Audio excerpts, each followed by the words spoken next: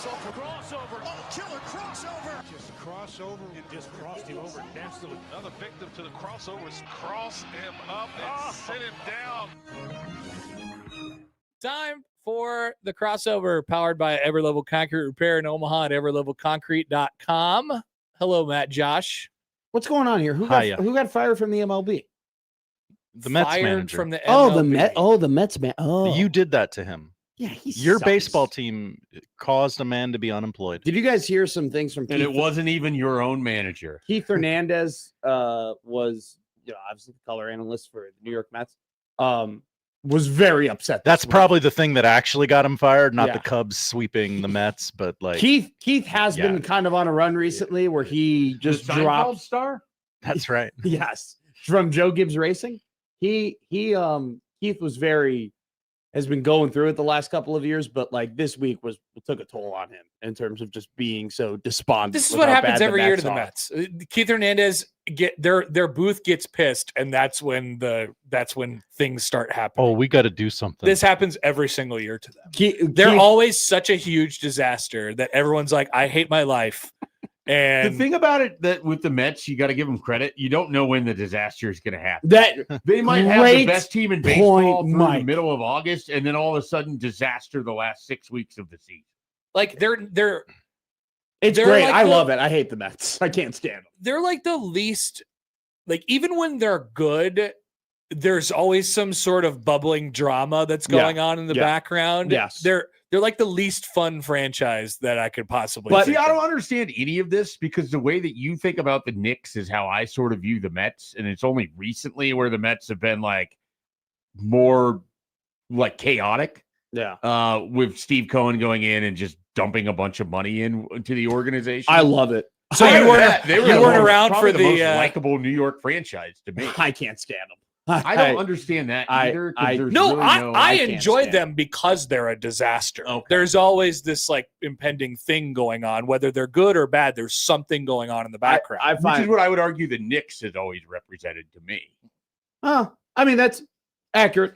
Very accurate. I mean, but the thing is, the difference between the Mets and the Knicks is that like the Knicks were just, I never thought they would win. Like they were just such a The difference between the Mets and the Knicks is that the Knicks have fans. The Mets have fans. The Mets have fans. The Mets have fans. Yeah, I know. Definitely have fans. Yeah, but not as many as the Knicks. I mean, like the Mets have been in my life. The Mets have definitely been more consistently comparative to the Knicks. Like the Knicks until 3 years ago. Like the Knicks with that Julius Randle team that made it to the second round, like back in 2022, was like the first time for me the Knicks were somewhat competitive outside the one Carmelo. Okay, year. this is I genuinely don't know the answer. Since 2000, how many times do you think the Mets have been in the playoffs? I would guess 25 seasons of playoffs. 8. I guess it'd be 26. I would guess 8. That seems about accurate. They've been to 2 World Series during that period of time. Yeah, I would guess 8. They've been to another NLCS. They didn't really parlay that success of 15 into like multiple. Like they really that's didn't. What I'm saying. They didn't capitalize off of that. It's From been 2000. Yeah. So they went to the World Series in 2000. They have been to the playoffs 6 times. Okay. Pretty bad. How many have the Knicks been to? I think it's probably 6. It's probably around there. It's either 6 or 7. I bet it's a little more. The NBA takes more teams. Yeah. So you'd Good start point. with that. Good point. Good Yeah. point. How many times have the Knicks finished in 7th place? Probably a good amount.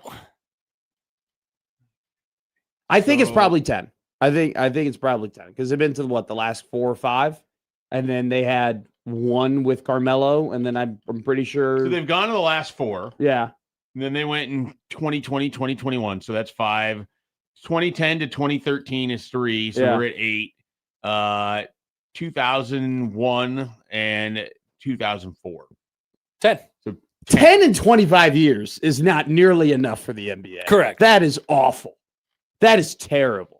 Terrible. How many? And by the way, I guarantee you, how many series have they won? Which is worse though? 6 MLB appearances in 25 years, or 10 NBA appearances in 25 years? The 10 NBA. The 10 That's NBA. worse. They take more teams. Until recently, the Mets would have had to been one of the 4 best teams in their league versus one of the 8 best teams in their league.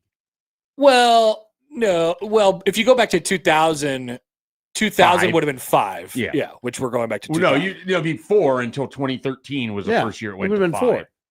2013 is when they did 3 the division one winners, game one wild card. card from 94 until sorry, I was 2012. thinking there was 4 divisions No, somehow. you're good. Yeah, no.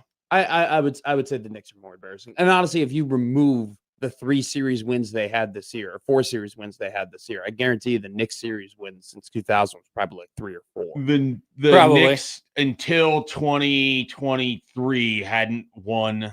They had one time in which they won in the first round. And But that was the was Mets- a Carmelo year, the and Mets- then they lost to the Bulls. The Mets went to the World Series twice. They went to the NLCS 2 other times, and I'm pretty sure that's it. That's the only time they advanced. So that would still be better, right? That 2 World Series for sure. They went to them. They didn't win them, but What was the other 2 CSs that they went to? they went to one against the Dodgers a couple of years ago, Yep. and they went to the one in 2006 against the Cardinals. Good call. Very Andy Chavez. How many and this is great for both of you. I would love to see you two try and name both CSs from year in and year out, like 2000 to 2026. I used to probably be a lot better at that, but now it would just be some combination of like the AL would just be the Astros or the Yankees every year. Yeah, great If I, point. like- and then you could just put the Dodgers down from 16 on, and you're probably batting pretty high. If I really thought about it, I could probably do pretty well with it, like Sporkle style. But if I'm sitting here and then I need to fill airtime, so it's not just dead airtime, I don't think it'd be that. How many do you do? Did you used to do Sporkle a lot? I used to. I haven't done it in a long I still time. have the app downloaded, and I'll just get bored and play it. My favorite Sporkle of all time was home run leaders based on starting letter of last name. That's great. Whoa. Absolutely hilarious. Yeah. Sitting there trying to guess like Z, and then you're sitting around, you're trying to come up with a baseball hitter whose last name starts with a Z. I was doing group sporkles are the best. So it's a good car trip. Like if you're with a group of dudes, you have one guy logging it in, and when it was raining the entire week at Prasco Park, that this is would be a what good we one. just sat around and did. That would be a good one. And the best, the one that we spent the most time on was, I think it was wins leaders for every team from 2000 to 2010. That's That would awesome. be amazing. And I was like, awesome. we were having so much fun. That would be amazing. Just sitting on a couch watching the SEC tournament getting played. I would struggle with the NLCS because I just think about the American. No, I would entirely. completely struggle with the ALCS. Yeah. Like I would probably go down and put the Blue Jays as much as possible until I hit that like 2 times they were there, and then I would I I say would they just- went to the lost one- to the- both the Royals and to the. If you did it by team, like if you asked me team Yeah. and their CS appearances over the last like 25 years, I bet we could would be a lot of probably. teams that wouldn't have made it. I bet we could though. pretty much nail them down. Well, we yeah. could do this Even I- literally right now. even yeah. I could help out in that. We just The went Blue by Jays are at 2. yeah. Yeah, Toronto is 15 ALCS and 16. And then 3 now because they were last year. Yeah, they went didn't have last the year. World Yeah, I was Series. gonna say if That's there's only 3. 2, it was more. They lost mean, to Cleveland in 5. The Cubs are 16 and 17. That's it. That's all it for the CS. That's all they've ever done. The Royals were 14 and 15. The Cardinals would be what 11 and 6, and 6. 13. Oh, I bet there was more than that. I think it's 6, 11, 13. They usually, I feel like when they make the CS, they make the World Series. They flame out, especially like they were either getting eliminated early or they were going all the way. I feel like in the Cardinals, maybe there might have been one. I think there probably is one where they didn't make it to the World Series. You guys got computers. I'm not now. What is your favorite? Like one of my favorite games to play in the car on a road trip is you go ahead and you I name. Spy. No, not I Spy. I say baseball players' names, right? So I'd say I go Javier Baez. Now you would have to name What baseball. college you went to? No, He didn't go to college. didn't You go would to go college. off of either Javier or Baez. you would have to go off of B. You would have to name a baseball player with the letter B, because that's Okay. where Baez's last name. That's where he starts. Gotcha. So you By would- the way, You would go Cardinals Barry Bonds, and we go double point score. Cardinals CS in 02, 04 when they lost the World Series, 05 they lost the NLCS, 06 they won the World Series, 11 they won the World Series, 12 they lost the NLCS, 13 they lost the World Series, 14 they lost the NLCS, 15, That was so off. they lost in the DS. Yeah, And 15 they lost to the Cubs. 19 they lost in the CS. That was their last appearance in the CS. 19 they were in the CS in 19. They got swept by whoever. It would be the Dodgers. Nats. The Mets. The Nats. Or the Nats. Natitude. Juan Soto. My Remember favorite... when Juan Soto was young and cool and fun, and now I hate him? Why do you hate him? Because he's on the Mets. And he's a jackwagon. Is he a jackwagon? Him and all the shuffling and the But that was staring cool. and the stuff. That was cool. That's what I'm with the saying. He Mets. used to be cool. He's not cool anymore. And he has a $700 million contract. Who could like that guy? I never really cared about Juan He's a Soto. bum. I never cared about Juan Soto. I've never really proffered up a thought about Juan Soto. He's Really? really good. You don't Not think really. Juan Soto is polarizing? I don't really have an opinion. I mean, he's a really good. People love him and people think he's a great player. It's like, yeah, he's a good player. I asked actually. I weird agree you that bring he's a this great up. player. Yeah. I recently asked a Mets fan about the Juan Soto experience, and he's like, he's great. And yet the entire time I wonder if he's waging some sort of invisible battle in his brain. That's what I'm saying. He's polarizing, even to the fans of the team that he is on. I believe Except for you. he was not in 2019, because that's what everybody starts their career at. He was cool. Except for Bryce Harper. Bryce Harper had the exact opposite career arc. He famously wasn't on that Nats team. That is true. But he was hated at a very young age, and now it's kind of enjoyable, I think. Likable old man. I You pretty know? much always like Bryce Harper, but I know what you're coming from because people absolutely hate when there's hype with someone like that before they've done anything. And then they get really mad when they actually are good at the beginning. I know. And then they determine that they liked them all along. Yeah, if you're think into that's the individual general awards. Bryce Harper is probably the player that's not a Cub that I've seen play the most. Like with your eyes, or yeah. like with I just always like What is he live, seeing Yeah. with his fingertips? Live in live, person? Live in person. He's Okay. probably the outside of like any of the Cubs or White Sox I've ever seen. He's probably the most The like player, non-Chicago. the non-Chicago player that I've seen play the most. For whatever reason, I just was always seeing the Nationals play. Like I went to I saw him play the Sox. I saw him play the Cubs. I went to a Nationals game. I saw him play the Giants. I went to an Angels game. They were playing the Nationals. I've seen so much Washington National baseball from Wow. 2015 to 2019. Let me go to my box score chart and see how many times I've seen the Nats. Ooh, yeah. You have a box score chart? I have a box score of Mhm. every single game that I've been to in person. That is psycho material. Why? No, That's it's the amazing. coolest That thing is so ever. sick. Doesn't the ballpark app do that for you now? It does, and it helps, but I have some extra stuff that I It's throw How in. many, It's how many tremendous. ga- I'm jealous because I wish, like, for my kid when he goes to his first Major League Baseball game, I think I just want to have like a binder where he has like the box score. That's That's pretty awesome. it's So pretty unfortunately, it only dates back to I only came up with this idea in 2012. So Okay. it's MLB games I have attended since 2012. cool. Can I guess how many? I actually haven't updated it in like 2 years. Whoa. But so I missed 20. I don't think I went to a game last year though. You didn't. You said that earlier. Um, and you haven't gone to. So a game there's this one year, right? more than what's on here. Yeah, you could guess. I don't. This is going to be tough because I don't really know you to the point where it's like, how often are you going to games? And I don't know your previous. Well, this is life, what a but guess is. 12. I don't have good context, is what I'm saying. Between see with your 13 eyes, and years. this is what a guess is. 100 and okay. I don't live in an MLB market. I've not been to 100 games. I don't know how often you were going down when you're 62. That's closer. It appears as if I've been to 40 games. Okay. In that period of time. Okay. Which I think is pretty good. That's a few a year. 4 Yeah, games. 14 4 games, divided yeah. by so not quite. You're about 3 games a year. Yeah, That's what basically. 14 divided by or Mhm. 42 divided by 14 is 3. Yeah. 3 games a year for a non-MLB market is very good. And only one playoff game, but it was the best game ever. It The was. 2015, what is it? AL 14. 14 AL AL wildcard wildcard game. Yep. Who could forget? MLB playoff games are an awesome experience.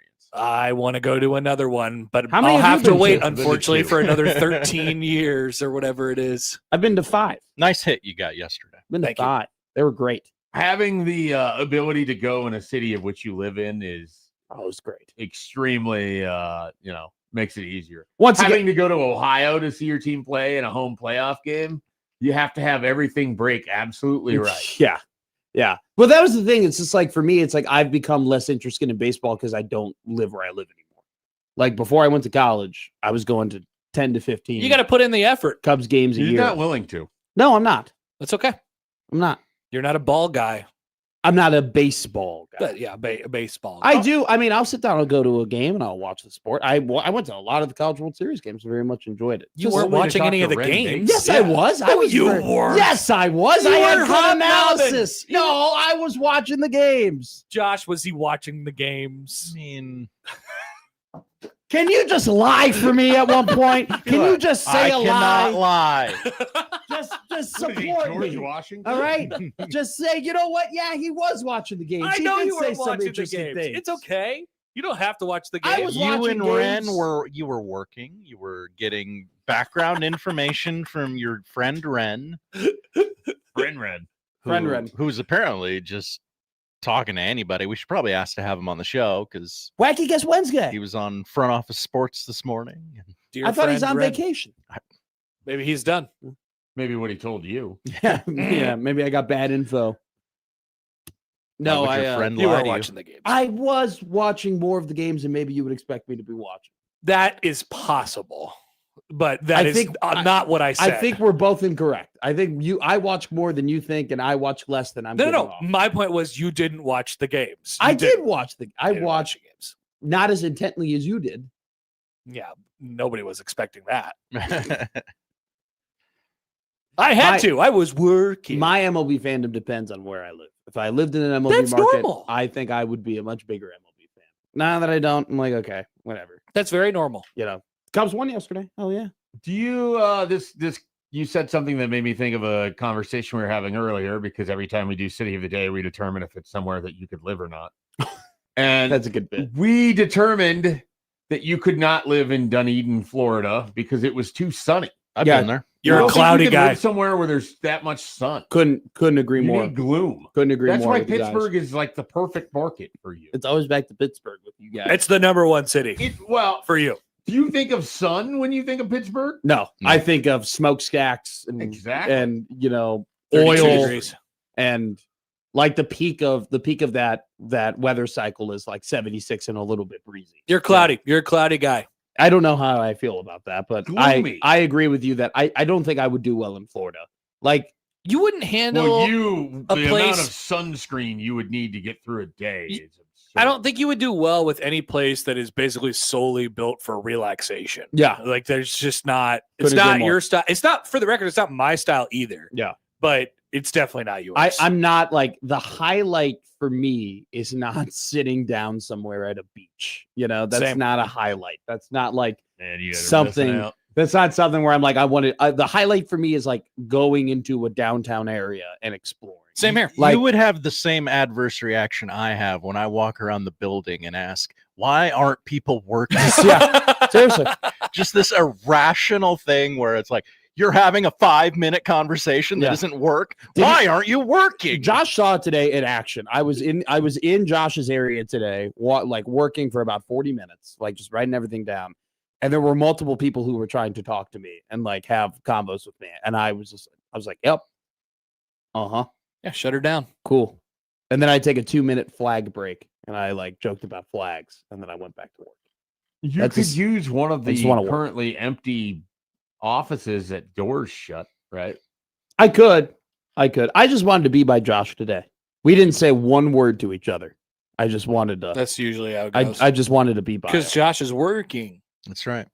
Austin No goes. time Matt for idle only. chit chat. Matt goes. Matt only works 40 minutes a day? Question mark. Today was a special case. I had to Uber to work. I had to. It was a little bit tough getting out.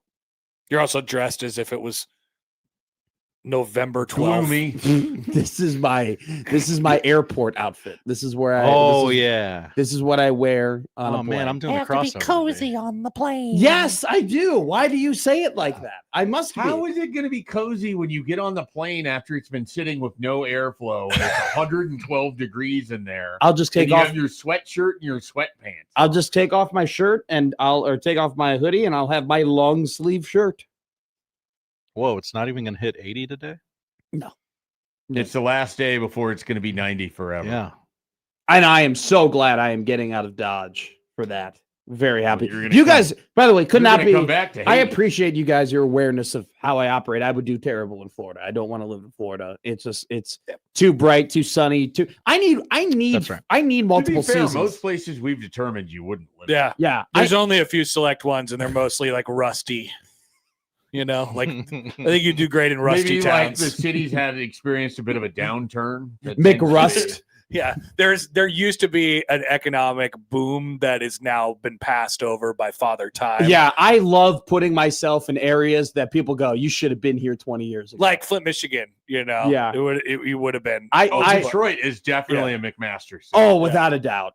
Without a doubt. Great music, big buildings, some of which are operational, some of which are no longer operational. That's what but we mean. still, big buildings. I absolutely, Florida does not interest me. And like Denver, too, like the Colorado area, like not so really. it is our goal on City of the Day to head west. We have not done a great job. I can't imagine that there's going to be many cities west of the Mississippi that would fit you very You guys, maybe like I could see some Texas cities really working for you. Reno seems like it's a great spot. Reno's a nice little hole. I've Yeah. done I did a lot of research into Frisco because I was looking when I was going through college, like looking for jobs, like that was like a city that was coming up in terms of like available jobs.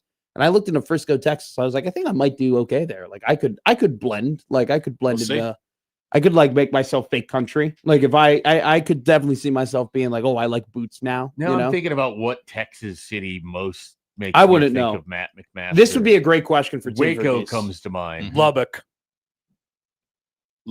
I don't think he. West Texas would be fine for you. Juan Claude Van Latham goes, Matt's gonna love Gary, Indiana then. Yeah, you will. Hammond. Hammond is up your alley. No, it's not up my alley. It's Why a isn't it? wasteland. It's Again, terrible.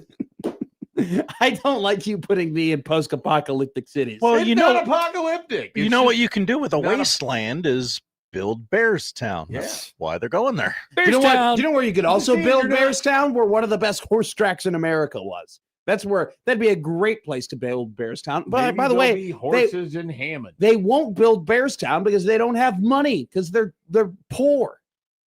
They don't have money to build Imagine Bearstown. being poor and owning an NFL. I know it's embarrassing.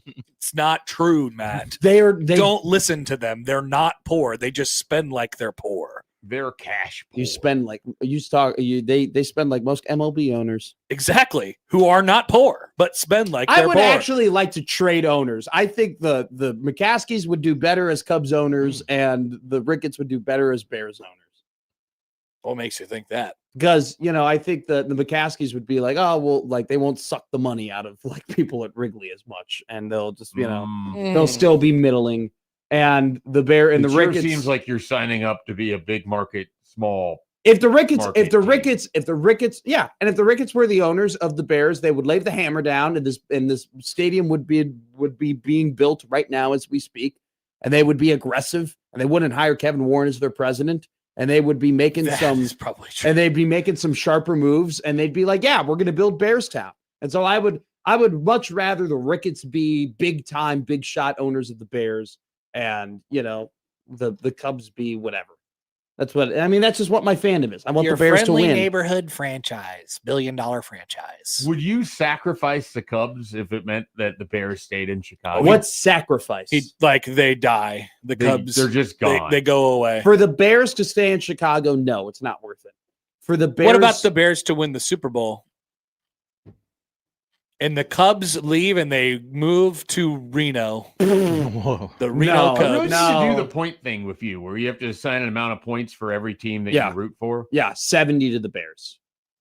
That gives you 30 for everything else. Yeah, and I think that You And don't you care. also root for Northwestern. And I so think- at least 2 is going. and I think the Husker basketball and Husker football would get 10 and 10.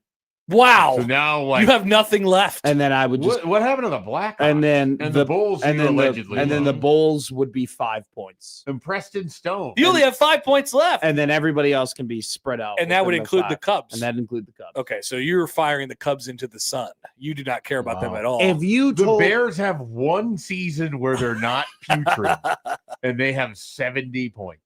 That's a lot of points, Matt. Think about that. Yeah. And you know what? When they go back to being putrid, I'll reduce 20 points from them, and then I'll give 20 points out to probably the Blackhawks will get a little love. Cubs will get like a sprinkle, and then I'll probably pick up like some UFC fight. We've already fired the Cubs into the sun. They're gone. They don't exist anymore. If one Super Bowl is not enough for me to kill the Cubs, but if you were to tell me one Super Bowl and you correctly picked the Kentucky Derby, now we're talking. Dude, no, you would kill the Cubs for one Super Bowl. No, I wouldn't. I would not kill the Cubs for one Super Bowl. For a dynasty, though. That's not here's a your dynasty. One Super Bowl and the Cubs are dead. Are you taking it? Yes or no? No. I'm not taking it. All right, the Cubs aren't dead. They moved to Hammond. The Cubs moved to Hammond. Would I take a Super Bowl for one Super Bowl? Wrigley gone forever. This is an obvious but yes. I love Wrigley gone forever. I love Wrigley. It'd be like it's not necessarily about the team. It's about Wrigley being desolate. They tried to make a new Wrigley in Hammond. Do they make an exact replica of Wrigley in Hammond? They try, but they fail. No, I wouldn't. I would not. I still would not. I feel like you definitely would. I still would not do this. No, I would not kill the Cubs. He would 100% kill them and then tell people that he didn't. If I said right now on the air that I would be willing to kill the Cubs, my dad might disavow. I think my father would be so disappointed. June 26th, he says no to this question. Like September 26th, maybe the Bears are like 4-0, and he's like, yeah, I think you could get him to hit the button. I the think Cubs July are out of the 26th, he might be hitting the button. Now that you put it that way, if they already killed him, we know that you killed it's him. over. You lied. It's fine. I'm not lying. You lied. People died. Dang it! I kill the Cubs. I kill the Cubs every time. He's every wearing the time. hat while killing them. Then you order the code red. You're dang right I did. Here's another one. How many games out of the 40 of my major league games since 2012, how many games of them do you think have not been at Kauffman Stadium? Out of the 40? 6. I'll go I'll do 6.1. Drew. That's not a possibility. 7. No, it's 9. Oh wow. It's 9. 9. Can I try to guess? You could guess the ballparks. So yes. okay, I know one of them's Miller. Correct. That's I know you've been to Fenway. That's actually 2 of them. So yeah. Technically, I was only going off of yeah. Not fine. unique ballparks. I shouldn't have. So it's how many unique ballparks? You said games, so I was the one that. I was going off of unique ballparks. I was too, okay. but 2 at Miller. 2 at Miller. How about you, real quick, before we move on? I feel like you would love Miller. You love Miller? It was great. Yeah. Yeah. Loved it. Miller just seems like your type of. Love the sausages. Milwaukee's a city that you could live in. Oh my! I would love to live in Milwaukee. Now I would love to live on the outskirts of Milwaukee. No, you're living in the center of Milwaukee. I don't want to live in the center of Milwaukee. Nope, Center of Milwaukee. No. Floor walk No. up in the center of That sounds Milwaukee. like a very dangerous situation. I do not want to live in a 3-4 loft in Milwaukee. I would There's love a to. bar called the Shoe that you go to every day. That I don't know. Absolutely not. Yummy. You Has get hot something called a waitresses. smokestack. All right, I'll live there. You got me. All right. Guess your next park. Okay, so it's at Fenway. Yes, 2. One game. Yeah. Target Field. 1 game. Yes. So we're at 4 games of the 9 now. Coors. Yes. Coors, 1 game. Yes. So 5 of the 9. Yes. New Yankee Stadium. No, 0. Oh wow. Never been. Only been to Old Yankee Stadium. This is before 2012. We know you've been to the Trop because you got paella. The Trop. The You got it. story. Nice pull, Josh. Thank you. What am I gonna do with all this paella? Well So he's done. up to 6. 6 games, I believe. Yes. I know Have you you've been to- taken the tour of Truist, but have not been to a game. Doesn't there. count. Doesn't count. Did we say Camden already? You did not, and that is one of them. Okay. Yeah. Yeah. Nice. I saw the Nats. And the Orioles. you Yeah. always see the Nationals. So you have man. 2 games left to account for, I think, and they were both at the same. No, you have 2 stadiums left to account So for. he never goes west. no. Is Busch Stadium one of them? No, I've never been to New Bush. Only medium. Did we say Bush. Coors? We say Coors. We said We already Coors. said Coors. We Yeah. haven't said any of the Chicagos. You have not said that yet. Oh, Wrigley. I think, Wrigley is one of them. and Okay. did you go to Sox Park? Not since 2012. Okay. So we now have one left. One remaining. Never goes west. We didn't say Nats Park when he was in Camden. Nats Park. Yeah, but it wasn't that same trip. 2017, I saw 2 games between I- the Nats and the Mets. Okay. I should have said. And there was a guy. Do you remember? Was it Adam Eaton I think it was- remember Adam. I think it was Eaton. Adam Eaton, something like that. He was running down to first base and he snapped his leg in half. Oh. It was wild. And then he became the hitting coach for the Michigan State Spartans Is this true? and became the mentor to one of my best friends who got drafted by the Rays. That I didn't know any of that. Yeah. I knew you had a friend, classmate, whatever, that went to play baseball at Michigan State. And Tell he me about this last Adam became the hitting coach in his sophomore year, and his name's Brian Brecker. And Brian got drafted in the 11th round Is of the he Rays. still in the minors? He's in AAA now. And Brian's like, I would not have been Durham? drafted. No, Montgomery. He's a Oh. biscuit. That's Nice. double A. Go Biscuits. So I don't. Yeah, then maybe it's Durham. He's a Bull. Yeah, it'd Yeah, I be think the it's Durham Bulls. for Yeah, the Rays. it's Durham Bulls. So he tells the story all the time that like without Adam Eaton, he would not have made it. Adam, he invested in like one of those liquid IV electrolyte companies very early on, and has become very profitable since then. Here's him breaking his leg. Oh, God, that's terrible. Allie. He now, I'm I pretty was sure. there. I was at that game. I'm pretty sure he's a coach for the Los Angeles Angels Who this was year. pitching? Jerry's familiar. That's who it looked like, and I was going to guess. He's a coach now for the Might Angels. start screaming Alex Gordon. My to him. buddy lived in the DC area, and he's a Mets fan, and so we went to Okay, Nets. quick Adam Eaton story. So, do you remember when Chris Sale cut up all the jerseys all right, in the Yes. locker room? So, It's my guy now. So Chris Sale goes, The only and arm I got left. in the beginning of the year, he goes, I don't want to wear these jerseys. Do not put me on this day that is going to make me wear these jerseys. I don't want to wear them. And he just simply didn't like them. And so they made it clear, like the people, the managers or whatever, made it clear that the day that Chris was going to pitch, he was not going to wear the jerseys. And the week of, he was all set to go. But then there were 2 rainouts that week. So everything, all the starters got pushed back, and eventually it landed on the day. And the day before, Chris goes, they better not be in the locker. Like, they better not be there. I'm not wearing those jerseys. And so Adam Eaton gets to the ballpark before Chris Sale, and he sees that the jerseys are there. Okay. He's like, oh, this is not going to be good. And so Adam is sitting there in the locker room, and he sees Sale walk in, and he gets pissed off, and he starts taking scissors and cutting up all the jerseys. And so Eaton takes his jersey and he puts it in his bag. And so there was only one jersey that didn't get cut up, and it was Adam Eaton's jersey. So a couple years later, he really cut up all the jerseys? Yes. I thought he just cut up his. He cut up all the jerseys. He cut up all of them. And so Adam puts one in his bag, and then he sees him a couple of years later, and he brings the old jersey to Chris Sale, and Sale signs it, and he writes on the number, the one that got away. And then Chris Sale. These jerseys suck. So so was it Chris Sale? Oh, I guess was it Adam LaRoche or Adam Eaton that got traded? Oh, and then Chris Sale had the interview where he referred to Adam LaRoche's kid Drake as one of the locker room leaders. Drake, of yes. the White Sox. The Drake LaRoche. Chris Sale seems like he's out there. Drake, he is crazy. he is crazy. Like backwoods, Florida. Oh, yeah. I just remember the weird interview where he's like upset that they traded Adam LaRoche, but he's mostly upset because Drake LaRoche. Like he was basically like Larry Bird. Like he was French Lick. 100% like total, like had no sense of what he was doing and really hated the idea of people. Yeah. Like Yeah. it still does. It's a completely Maybe he ends up accurate in description. Chicago, then Boston, and then Atlanta seems like the right place. He seems to have calmed down, but I imagine it's one of those winning cures all type of things. He's performed really well in Atlanta, so he's happy. Atlanta is like the home for that kind of person, and when it's not Idaho, it's there's a little bit of everything. It's a little south. It's a little John Florida Rocker. south. Oh, yeah, you could get yeah. out there in the Yeah. country in a Yeah. deer Yeah. stand if you want to, you know.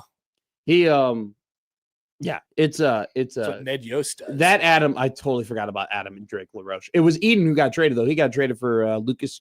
No, not Gio. He Well, got LaRoche traded got for. traded, true. No, I think LaRoche just got released. Oh, I think he was just done. I he's don't think he currently got in a traded. legal dispute with several country singers over their failed steakhouse venture.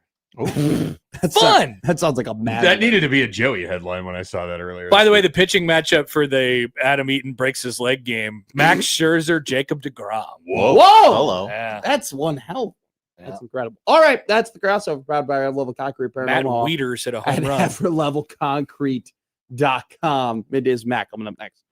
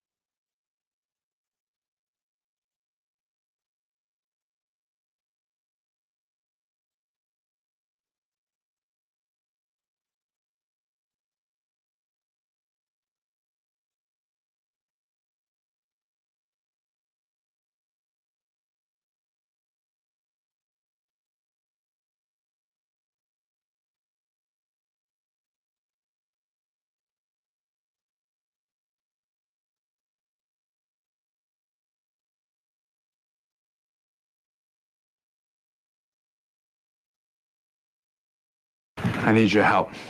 I can't tell you what it is. You can never ask me about it later, and we're gonna hurt some people. Whose car are we gonna take? I have a lot of things I want to get off my chest. That's an absolutely horse crap call. Make room for Daddy. But they are who we thought they were, and we let them off the hook. Chicago is.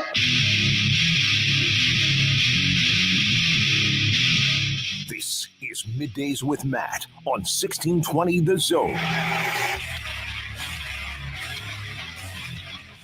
Middays, Matt, live and roll here on the 1620 Zone Radio Network. Matt McMaster is always joined by Josh Odson here on a Friday, on a very Matt McMaster gloomy day, as some might say. I love clouds, plenty of them in the Omaha metropolitan area here on 50th and Dodge. 1620 The Zone AM of the Big O, 97 Central, 97.7 The Zone in Central Nebraska. I want to thank all of you for joining us this week. Been a lot of radio coverage this week. Monday, we were at the College World Series just 4 days ago. Isn't that insane to think about?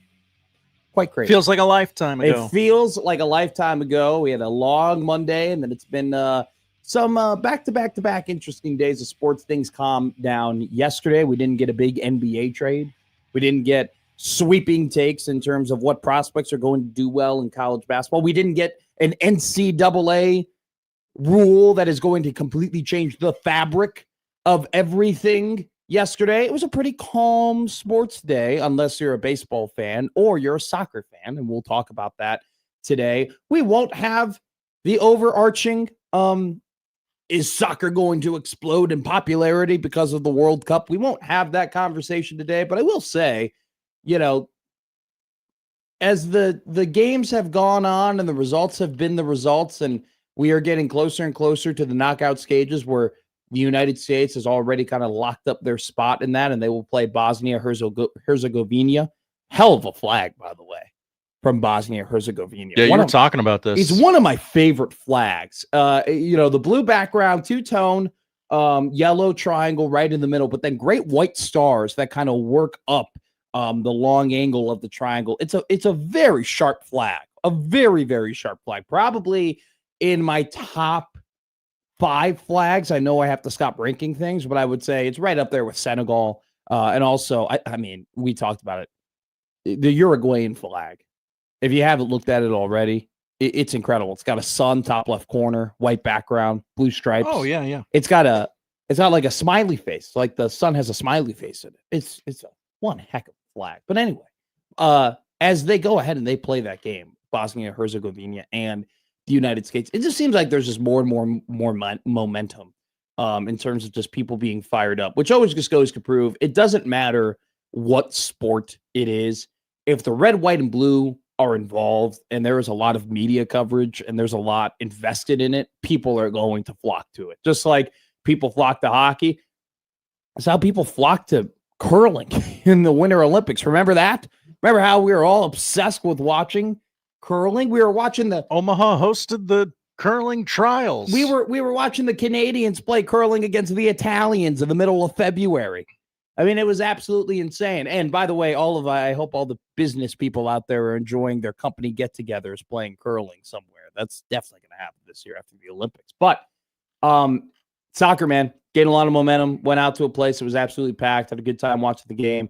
They played a lot of their backups, and they already knew, the United States already kind of knew where they were going to be in the knockout rounds. They didn't want to, have their guys get more yellow cards who have already gotten them already. They didn't want to risk injury. Would it have been nice to come out with a tie? Yeah. Does it really affect anything? No. You just didn't want to get your butts whooped, and they didn't. It was a fun game. And this Olympics has been really fun. World Cup has been really fun. It's been like some people are acting as if it's insane and it's the greatest thing ever. I will like to mention that having 16 more teams in the tournament than usual has definitely potted up some of the scoring in terms of some of these very high quality teams playing teams that in the past would not have been in the World Cup. I digress though. It's been really, really fun to just kind of see all of these games happen and also just see the fanfare that is surrounding it. And so far the United States and Canada and Mexico have done a pretty good job of hosting this thing, and it's been a lot of fun so far. And yesterday was a lot of fun. We'll have some fun when we get to the knockout rounds. If you're an MLB fan, you did not get good news yesterday. You are not having fun if you like Major League Baseball. Josh, we will talk about this before we get to balls at 1:20 later today, where you tell us the good, bad, and the ugly of Major League Baseball. But as you being a massive fan, one of the biggest fans of the league that I know, are you kind of ignoring, this is a genuine question to you, I'm curious. Are you kind of ignoring all of this? Are you not reading a lot of this? Are you not concerning yourself over this because you don't want it to take away from the baseball that you're currently enjoying? Yesterday I saw the very large, long infographic that MLB posted, and I decided I'm not reading all that. Whoa, really? I did. I assumed it was bad news. I'm not reading all this. It's bad news. It's bad news. We're doing the negotiate in public thing between both sides right now, which always means that negotiations are going well. And I decided, you know what? Not going to let it ruin my summer. I'm going to be real with you. That MLB graphic was a pile of crap dressed up as a chocolate pie. Mm. That's the best way of describing it. They dressed it up to be like, oh my God, we're doing groundbreaking stuff, and we're getting rid of the qualifying offer, and we're shortening the amount of service time these guys have to have. And oh, by the way, like, we're going to have a cornerstone MLB player extension type thing where, similar to the NBA, that, you know, players are going to get paid more through a percentage if they stay with their team longer in order to uphold league continuity. And they're just saying a bunch of long words to take away from the fact that they want a hard cap like the NFL with NBA style contracts, but have less contract percentages than the NHL. That's what's going on. Shout out a lot of the smart people who are cap experts who I've been reading, who basically they're like, yeah, they're going to hard cap it like one league, but they're going to structure the contracts like another league. And unlike another league, they're going to give less percentages to players than any of the three big leagues. And you're like, okay, maybe this isn't so groundbreaking. The MLBPA came out with a seething statement. I'm going to talk about it because I'm so fascinated by the actual negotiations and the process that they're going to go through. I don't want to play, as you know, someone who doesn't necessarily indulge in the league as much as other people. I don't want to plague this this season with all of this conversation and dwell on it too much, because I don't want it to take away from the people who actually truthfully love this sport, and I don't want it to ruin their season. But I think it is very interesting to see, and I'm going to be very interested in reading a lot and listening a lot to what these negotiations are going to look like, because, you know, I've had lockouts in my life. You know, I've had, you know, the NBA like lockout with 66 games. The NHL had a lockout. The NFL had a little bit of a lockout at one point. Like I've experienced that, but I think that for me, as someone who was born in 2002 and who really became sport conscious around like 2009, in my personal experience, this is the closest I've ever seen it to. Oh, we may not have just a full on season, you know, like we just straight up may not have a year of baseball at all. So we'll talk about that today. Much like you, Josh Hodson, which, you know, I'm not fully surprised, but I did think that maybe you would read something like the MLB's big marketing campaign explaining what they were doing in terms of trying to not pay the players as much when it comes to next year's MLB season and seasons to follow. The same thing happened to me, but in college football. Oh, really? Ross Dellinger wrote an article that said, most believe raising the revenue share caps is a must, but agreement on a figure remains difficult. And this is for college football. That sounds like an article that I would read, correct? This sounds like an article that we would do a segment on. This is something that I would talk about with you and try and educate you in terms of the cap and the House settlement and the, you know, 116-page Protect College Sports Act and everything like. Josh, I am so sick and tired of this stuff. I'm done. I saw it. I read the first two paragraphs and I go, you know what? I'm good. I'm A-okay. I'm totally fine. And I think that is, to me, emblematic of where I am in terms of college sports right now. Like it's June 26th. I have never been more ready for the games to be played. Like I'm kind of done with this stuff. I'm done with the legislation. I'm done with with reading lawsuits and reading, exposés and, reading business opinions and political opinions and trying to do the math in terms of how does this affect Nebraska? How does this affect Creighton? How does this affect Omaha? How does this affect this sport that I like? How does it affect this sport? I am so done trying to compile information and then do the math. Like I can't believe I feel bad for the people who have to continue reporting on this stuff. Seriously. It sounds like this just sounds like an awful like Ross Dellinger, maybe he loves it and maybe this is just the stuff that like he thrives on it. He's so good at writing this stuff.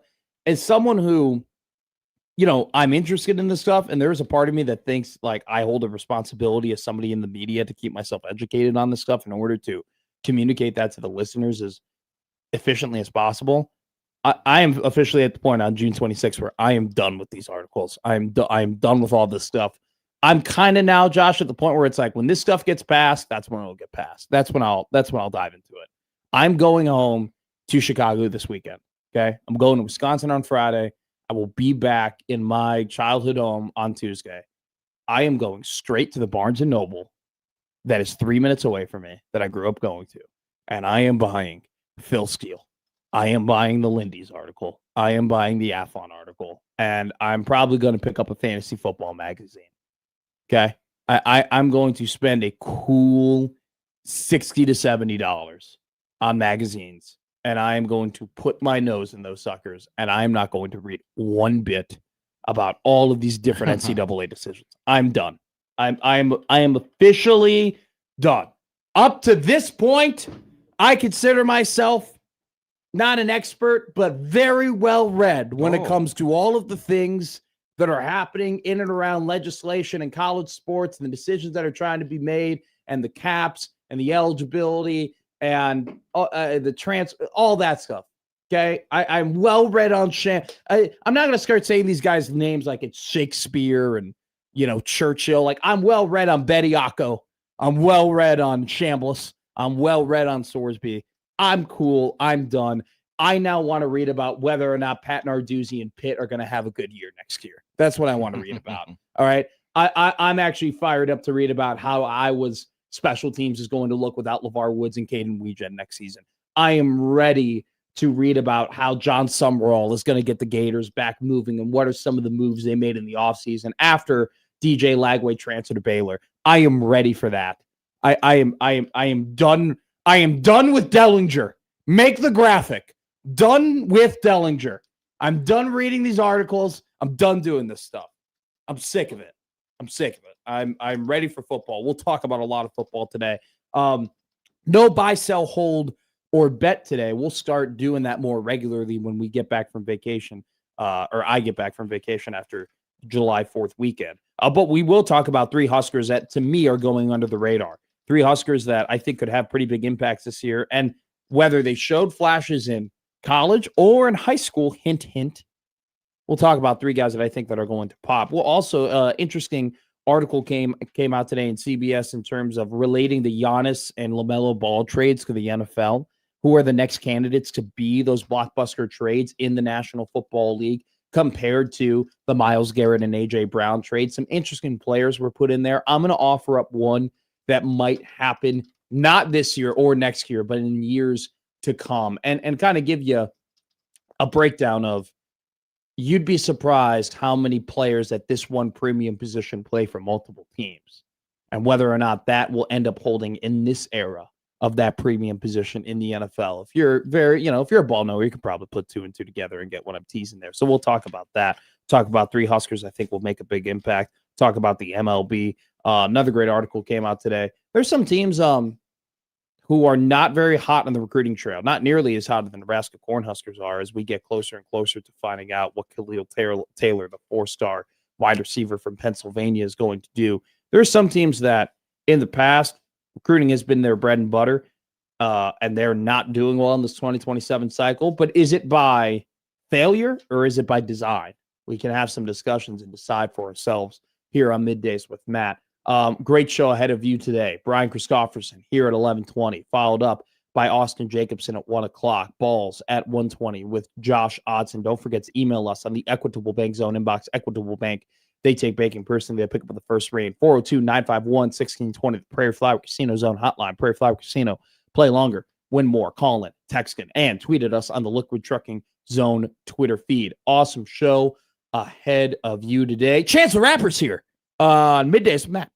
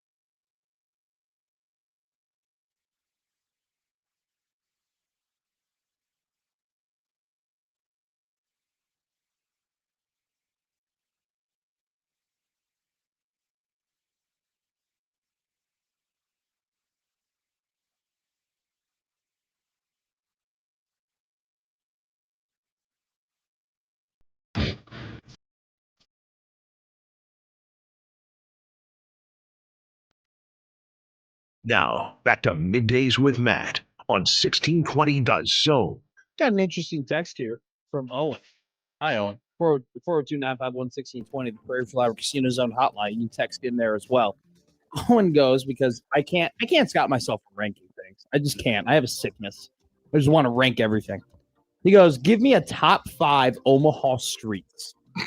All right. North, south, east, west from Owen. So I can't give you a top 5. Like, it would be, I mean, I've only lived here a year and a half. I feel like it'd be a pretty weak top 5. I can tell you my favorite street, though, for sure.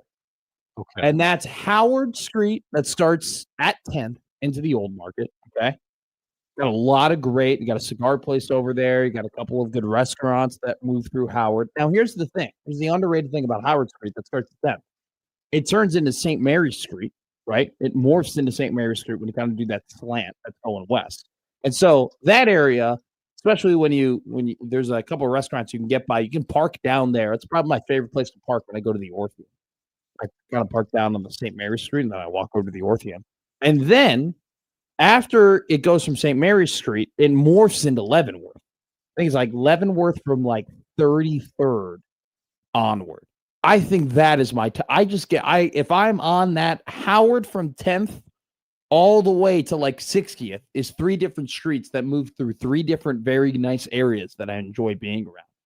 Moves from the Old Market, moves down to St. Mary's, kind of that slant area, and then it moves into some of the places that I like to go and hang out on Leavenworth Street. So that would probably be my favorite street. Do you have a favorite street in Omaha, Josh? You've lived here your entire life. Yeah, I feel like I probably should. Nothing comes to mind. Really? Okay, how about come on, the ones without huge, gigantic chasms underneath them? Well, those are becoming few and far between. By the way, you're getting fewer and fewer options as the months go on. That's right. We had another sinkhole. Can I hand up here? I'm not trying to brag about where I grew up. Do you know how many sinkhole-related incidents I grew up? Oh, Chicago, very old, historic city. This probably happens all the time in major metropolitan areas like this. Zero. I did not, and I'm sure there are sinkholes that have happened in Chicago, but I do not remember one instance in my life where my mom goes, "Oh my God, what a scary situation." A sinkhole happened not too far away from here. When they laid the track for the L, was there a sinkhole underneath one of them? Did it maybe, I don't know, make you go, "Nope, not riding that forever"? No, it never really? happened. No, that never occurred. Well, you weren't alive when they laid the track for the L. How do you know? I was alive when Rahm Emanuel, who, by the way, is now Rahm Emanuel, the former mayor of Chicago, is now positioning himself to run for president. I'm not into politics, people. If anybody has Illinois or Chicago put next to their name as a candidate for the presidency, don't vote for those people. Those people are idiots. Careful. They are what? Run, Rahm, run. Stop, Josh. Don't encourage this. They're stupid. Rahm Emanuel's stupid. Okay? JB Pritzker's, they're all dumb. They're all they're idiots. All right? So anyway, but Rahm did do one thing where he was like, I guess Chicago, they hadn't fixed the streets in 100 years or something like that. And so they did do like a Rebuild Chicago Act or whatever. They did a lot of construction down in the heart of the loop. And it was kind of cool. Like, you could see kind of the cross section of some of these streets in Chicago, and you could see like wood and materials and stuff that were under the streets of Chicago. And you're like, yeah, those are decades old, they've been there forever. So it's super interesting stuff. Anyway, though, no, I didn't really have to worry about sinkholes growing up, but now that I'm an adult living in Omaha, it's something that actually is now on my mind. We've had all the time. I moved here over a year ago. We've had 3 sinkhole incidents. That's one every 6 months. That's not good. Yeah, Now people are taking the you know what with Matt McBlank. I told you to be careful. I know. Now the nicknames are rolling. I'm just saying. Okay? None of the people who are running for president from my state, doesn't matter what side of the aisle they're on, by the way. It does not matter what side of the aisle they are. If they are from Illinois or from Chicago and they're running for the presidency, they do not have my support. I am not in support of those people at all. They're dummies. Do you know who's also dummies? The Major League Baseball Owners Association.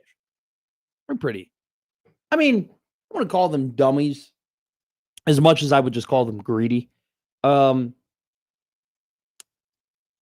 got pretty frustrated reading the Major League Baseball expose that they wrote yesterday about all the great progress they're making in terms of the negotiations they're having with the MLBPA. They released this very long, pretty detailed graphic is the best way of describing it. Describing their negotiations with the MLBPA. The beginning of it is, we met with the MLBPA today to outline the reserve system elements of our cap and floor proposal. We have ... and then a bunch of boxes here. And so basically this graphic is the best way of describing it is turning crap into a chocolate pie. Okay. Shout out The Help, by the way. What a great movie. It really, I really enjoyed that movie. You love a white savior trope. I wasn't that. Green Book and The Help. They're great movies. I enjoyed them both. They're pretty entertaining. Yes, they are. Green Book's a great movie. It's not about the white savior trope. Green Book won Best Picture. Okay.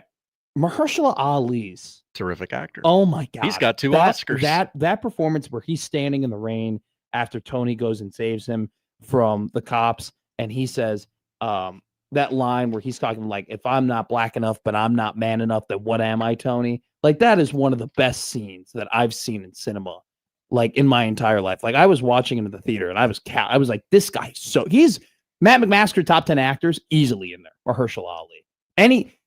He is on the short list of, if that guy's in a movie and I see the trailer, I go, I want to see that movie. I want to.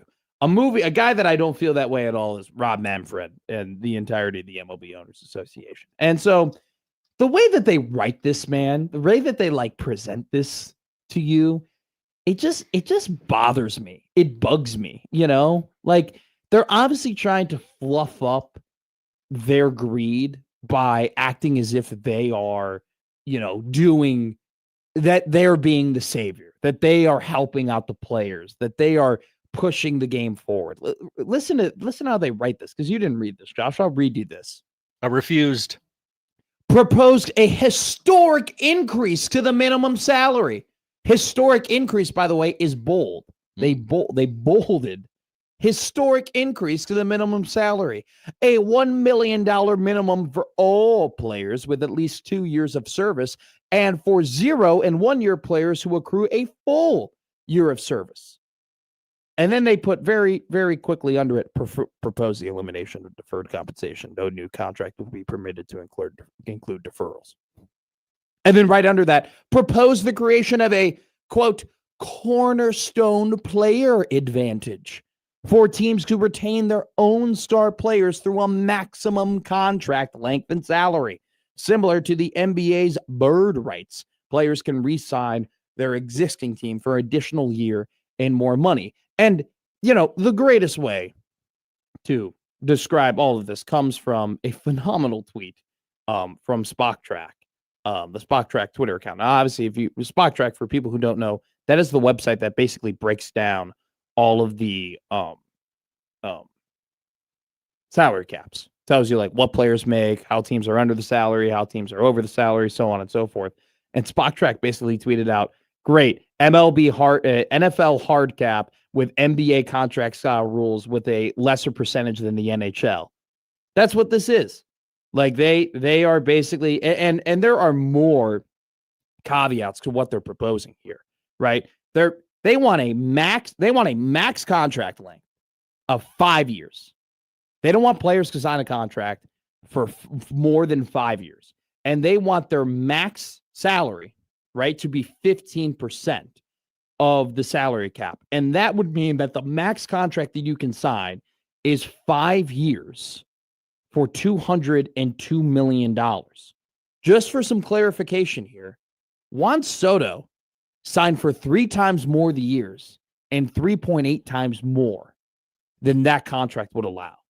And so the MLB came out with a very seething statement. This is quoted here. I found the MLB quote from Jesse Rogers. It's long. It's a very long quote. Josh Hodson, if you did not enjoy reading the MLB's graphic, you're not going to enjoy reading this. But I'll pull a quick excerpt here from the statement. Major League Baseball and team owners are now attempting to distract from the true impact their plan would have on baseball. These misleading offers are designed to look like improvements, but are little or of no value, given they are expressly conditioned on agreements to the league's cap system, which eliminates the free market and ensures gains for one player come at the expense of another. And basically, that's what Major League Baseball's MLBPA is fighting against, because that is kind of the thing that gets lost in terms of this system that we're so used to. Josh Hodson and I are both free agents, right? We are both looking to sign big contracts, but there's only X amount of money that is really in a pool accessible for him and I to sign those contracts if we're in the National Basketball Association. Let's say I am a role player. I'm a middling role player, and Josh Hodson is a superstar. Well, the $70 million contract that Josh Hodson is going to sign in some way, shape, or form could affect the $10 to $15 million contract that I'm going to sign. If I'm a role player in the NBA, I want to get my money right away, right? As soon as the NBA free agency period opens, because that's when I can ensure that, hey, I'm getting, the biggest portion of the pie that I possibly can get. I wait along too much.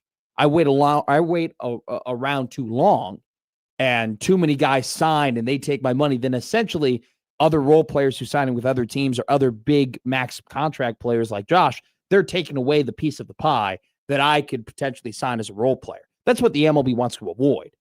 What the MLB just wants to have happen is players get paid what they deserve to get paid.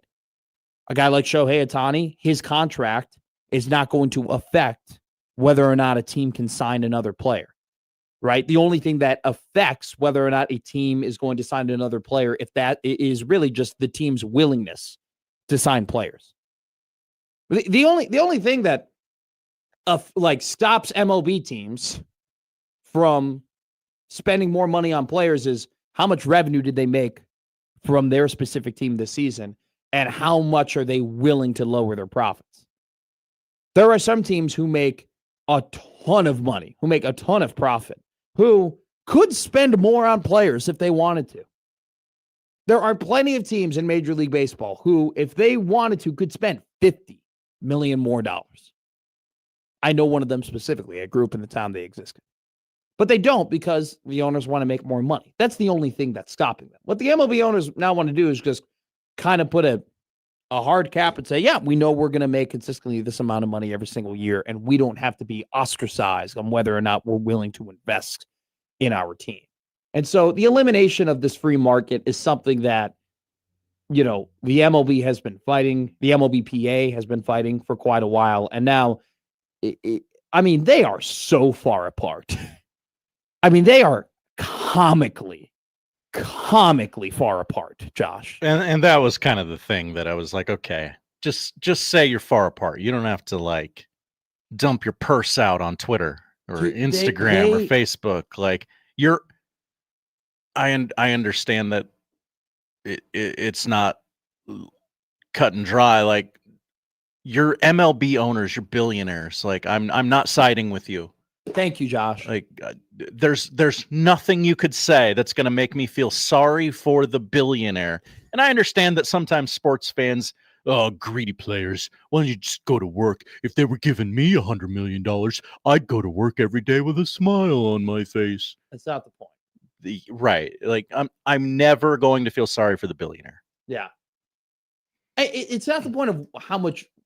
To me, these conversations aren't necessarily about the actual dollars and figures. It's what's earned and what's deserved. Right. And you can say, well, if I made this amount of money, well, no. If you weren't making what you deserve to make, you would not be happy. Okay.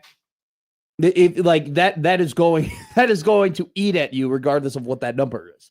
Right. And that's not greed. That's just being done right. Or if like, okay, let's say you're a plumber and hey, we're gonna like these new plumbers are coming up and they're making boatloads of money.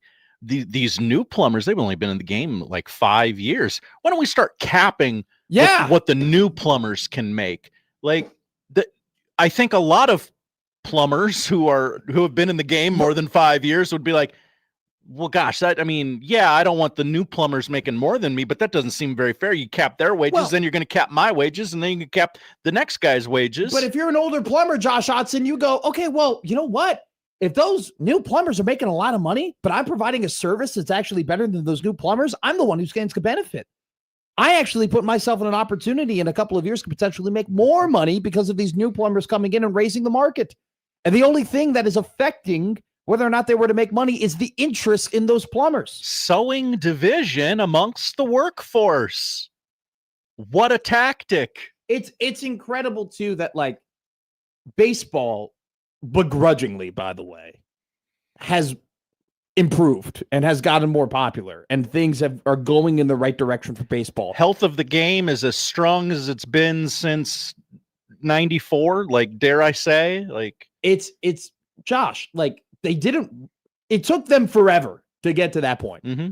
But they got to the point where it's like, wow, these games they're going pretty quick. They're serving an audience, like maybe if your checkpoint isn't 94, you go since the Sosa McGuire summer. Yeah. Like, whatever your checkpoint may be. It doesn't matter what the checkpoint is, Josh. It just matters at the fact that like it was a long time ago. A lot of people are enjoying baseball right now. Mm-hmm. A lot of people are going to the MLB. The year after year, I've been reporting more and more people are going to the park. Yep. More and more people are watching our shows. Are like, this is, there's a reason why the players are able to make the money that they can because the revenue is coming in from the interest, which, to everybody's credit, I know we're crapping on the owners of Manfred, but they eventually made those decisions that helped make that happen. In all of that, despite the health, despite the popularity rising, in true classic baseball form, they have found a way to trip over themselves and found a way for us to go like, ugh, these guys again. The PED guys again. The cheating scandal guys again. The Black Sox guys again. Didn't allow Pete Rose in the Hall of Fame guys again. It just seems like as soon as you start to turn the corner on Major League Baseball and its image, they find a way to just reel you back into being like, yeah, I don't like these guys. Always. It's without fail. There are like two things the guy watching at home or girl wants baseball to fix the blackout rules. And could every team field a competitive baseball team? That's pretty much all everybody wants who's watching baseball right now. Good luck with that one, Dan. Yeah, you're right. Seriously. So I Josh, you put it very well. I am not siding with the owners, and over my dead body will I side with the owners. Seriously. I mean, it's crazy. And they are so far apart. Like the Players Association doesn't want a cap. They don't want it. They want a free market. They've made it very clear. We don't want our players competing with each other in order to make the compensation that they desire and frankly that they deserve. And the MLB is saying 5 years. 5-year contracts, no deferrals, 15% of the salary cap is all you can get, and you're going to like it. What? Like saying a difference in they're on opposite sides of the spectrum. I don't think the spectrum is big enough to describe how far apart they are at this point. I mean, as far apart as two things can be is how far apart they are right now. And we're 5 months away from their deadline. Yeah,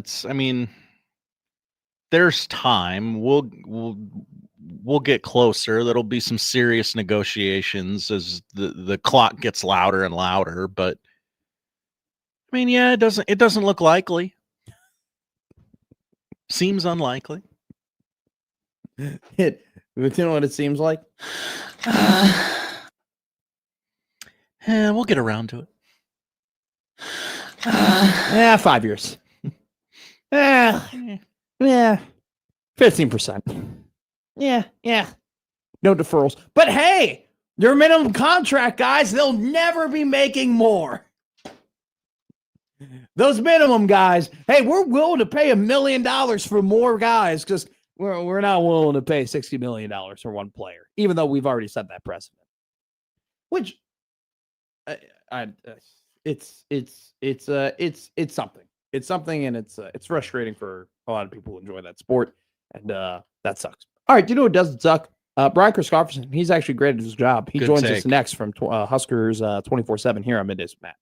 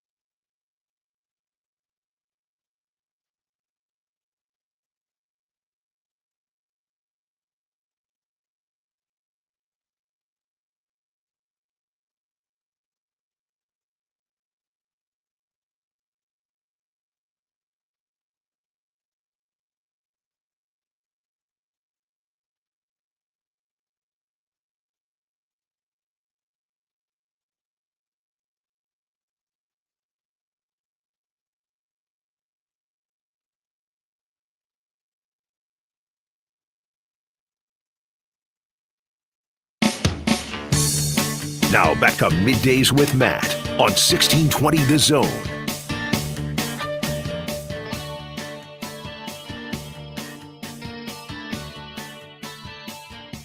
We've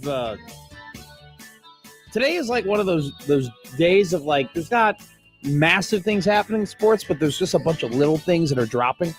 I cannot believe we live in a world where the Pope is a massive fan of AJ Pierzynski and just looks at him like a proud father. I'm reading this article right now on The Athletic. Absolutely riveting. Somebody who I know for sure has no good feelings about AJ Pierzynski, probably feels the opposite of how the Pope feels about AJ Pierzynski, is our friend Brian Christopherson from Huskers 24/7 BC. How are you? I'm doing well. How are you? I'm doing great. Do you like AJ Pierzynski? Probably not. I don't mind him. He was with the Twins from early 2000s. Great call. And I did forget that. Great call, BC. Yeah. So a good one. I don't mind him because obviously he had the World Series with the White Sox, but he was part of sort of the Twins team that was forming with like Torrey Hunter and those sort of guys, and like Ozzie Guillen used to call him like the little piranhas or whatever, as sort of in a loving way about how the Twins just kind of nipped at you. And so I didn't mind AJ because he was sort of on that squad that got the Twins sort of rolling that decade. Yeah, Ozzie Guillen going to get his number retired this year for the Chicago White Sox. I think I don't know when, it might have happened already, but funny enough, that guy, talk about a guy who stayed around the Major League Baseball for a very long time. Who's your least favorite MLB team as a Twins fan? Like, who's the team that you like? You can't, is it the Tigers? Is it the Guardians? Is it the Sox? Who is it? That's a good question. I mean, I always stay in division with hatred. Yeah. I don't have as much hate as I do in the NFL. Like that's sort of real. And I play nice with you, Matt, on here. Yes. But man, like we probably couldn't watch the game together, Vikings Bears. Absolutely not. And I've talked about this with Schaefer. I told Schaefer very respectfully, I go, I don't think we could watch together. Like, it would not be fun for us. Like, I couldn't agree more. Could not agree more. Oh, especially with Schaefer. Yeah, you two. That would. Yeah. Schaefer has watched me. Between you. Oh, big time. Schaefer's watched me watch the Bears play like an AFC team, and it's not fun. Like, I don't. Division games are different. Do you have a non-division team in the NFL you can't stand? Seahawks. Nice. That makes sense. That makes sense. The kick. I was at the game, Matt, where Blair Walsh missed it was negative 30-degree wind chill. The Vikings were playing at the old, or the new Gopher Stadium. It was the year they were kind of in between stadiums. And it was negative 30, negative 35. And Blair Walsh, someone will remember, was the kicker for the Vikings who missed like a 26-yarder. And we had a kind of a tough angle of the kick. And I was thinking, of course, all he's got to do is get this ball up. Literally. The line. Literally. And it's good. So I raised my hands to the sky like a dumb A, because the ball gets through, and my brother's like grabbing my right arm, like taking it down, like, bro, he pulled it. And so anyway, that was the Seahawks. It wasn't because the Seahawks won. It's funny how very personal experiences can stick with you. There were two guys who were in their 20s who were Seahawks fans, and I didn't mind, but they were absolute like clowns about it. Yeah. And I, to this day, this is a really bad thing on me. I think about those two guys, and obviously they're having a good time because they're the Super Bowl champs right now. But when the Seahawks have a bad day or something like that, I will sometimes have a little smile on my face thinking about how those two guys are suffering that over that hour. So that's how annoying they were and how petty I can be. I love you, Brian Christopherson. I think I have so much more respect for you now because I think the same way about two Packers fans I interacted with at Lambeau Field. I like seriously. I had the same 2010 Week 18 Packers versus Bears. If Bears win, Packers are eliminated from the playoffs. Dad and I go. We're wearing our NFC North divisional shirts, our champion shirts, and there are these two a-holes who are sitting in front of us who are the worst people I've just interacted with at a game. And ever since, like, I already did hate the Packers. Those two guys I often think about. I'm the same way with seriously. I'm like, I can't stand those guys. They were and I was like, I was 8. And they were like giving it to me. And then the Packers won the Super Bowl that year, which is so annoying. Yeah. That's part of the fun of sports. I mean, I don't take it to a ridiculous level, but I do sometimes think about if you picture specific people with their team, and sometimes I'll be on the other end of it. Like, I have some good Bears friends, and I will occasionally feel a little bit of happiness for them. Because I know how I do like them enough that I'm like, oh, well, that's good for them. I can be that way, but yeah. If I had to pick a team in the NFC North to win the Super Bowl, it would be the Vikings. It would be them. I think that would be the least painful. You know what? I would say the Bears too. Handshake. I wouldn't have thought that. I'm not saying that because you said that because I have to, but because the Lions fans have gotten a little big for their britches. I think in a very short amount of time.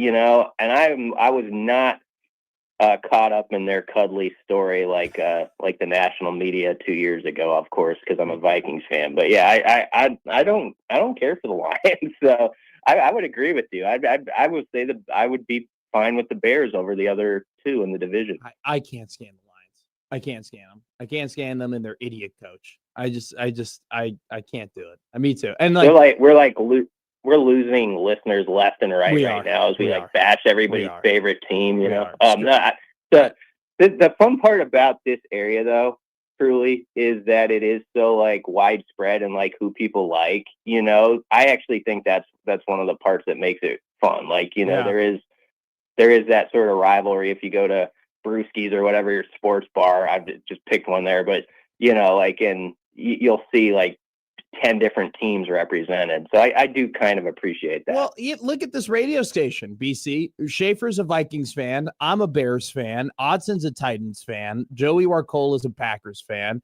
Nick Grimm's a Dolphins fan. Bishop is a Rams fan. Peterson is a Dallas Cowboys fan.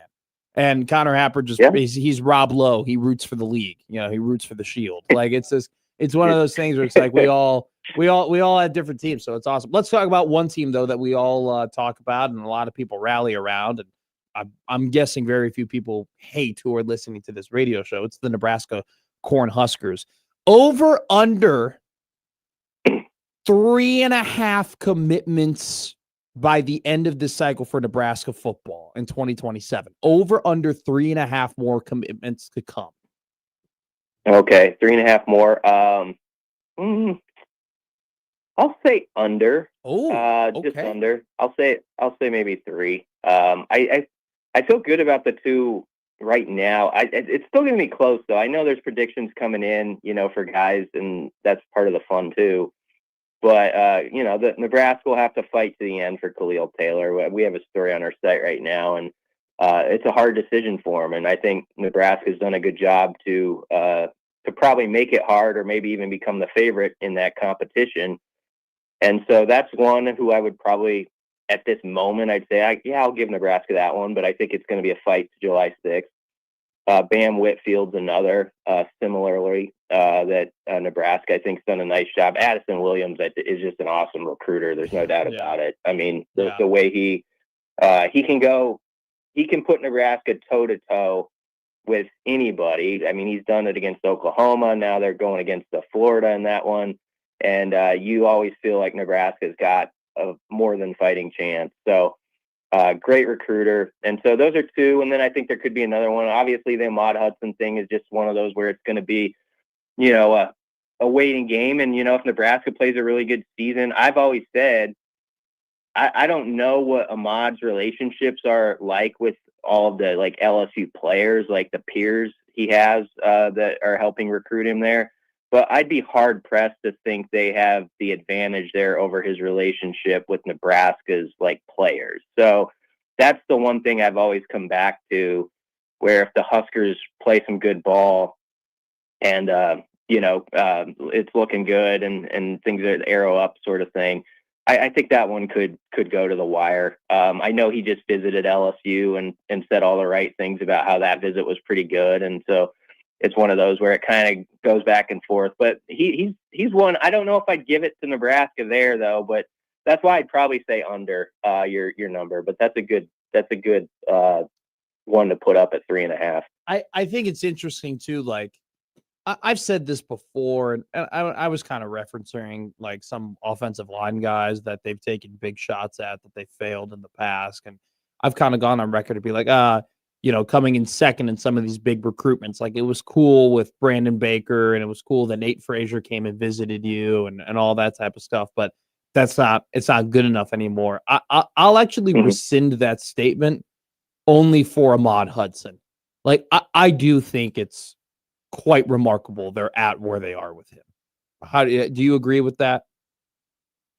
Yeah. I mean, it makes sense to me though, because if you go back to his recruiting experience, he participated in the Boneyard event last year, and it was like that's like anything you could almost give a recruit, in the sense that for like 2 or 3 days, there were like headlines in our state, about like Ahmad Hudson, this 17-year-old kid, like and it was pretty consistent, and like his connection with Trey Taylor.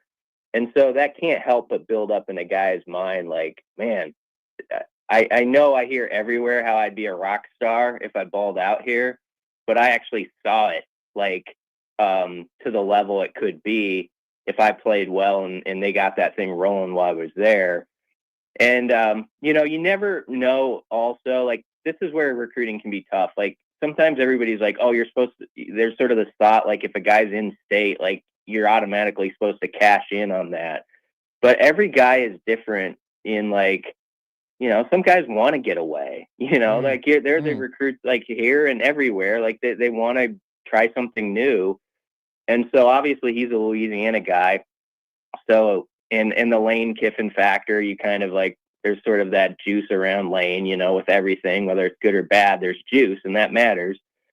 And money, obviously, but Nebraska can, I mean, so there's some tough things there, but it doesn't surprise me as I go through the factors, and also with his basketball interest and like what Fred's done, that Nebraska sort of stayed on the short list. But I would say I'm surprised that I'm still like, hey, I could see it still like going Nebraska's way. Even I wouldn't like bet my Toyota RAV on it, but I could see it, and that's probably a little bit of a surprise to me that we're still at that point. Basketball practices are happening, and I've seen some tweets in terms of people are buying some Skokin players, and obviously Colin Rice, he's going to be out probably until August with a broken hand. He's a 4-star recruit that people were hoping, hey, maybe he can make an impact right away off the bench for this Husker basketball team. Anything you've heard, anything that has kind of caught your ear in terms of how these initial practices and training camp, and just kind of just how these Huskers are playing together or meeting together first time? Anything you're hearing? Yeah, I think I might start with Bowden Kapke, because just that I feel like when the portal cycle was happening, we were all kind of caught up in another big guy at first, Drew Fielder, like the Boise State kid. And so Kapke, visited right after him, and there was sort of that, I don't know, it may, in some minds, or I think in some narrative, it's like, oh, he was the second choice, but I don't think it was viewed that way. And so what I've grown to learn, like in the last month or two, is how much I truly think Fred Hoiberg and his staff believes like that guy can really fit here, like as far as his skill set, what he can do as a big guy. And so he's not the first guy that often gets talked about, but he's a big deal. And also he's kind of interesting this week to bring up because of the 5-and-5 rule, 5 for 5, however you want to put it, because he hasn't redshirted yet. So he could technically, be a guy you could get for 2 years in theory. So that makes it kind of interesting. I think Taj DeGorville is another who was kind of slept on when they brought him in. Sure. Like it, because it was like later in the process. obviously everybody's sort of excited about Sam Orman, Trevin Lenhart, but DeGorville, he didn't have like big offensive stats, but he played for such a great defensive system at San Diego State.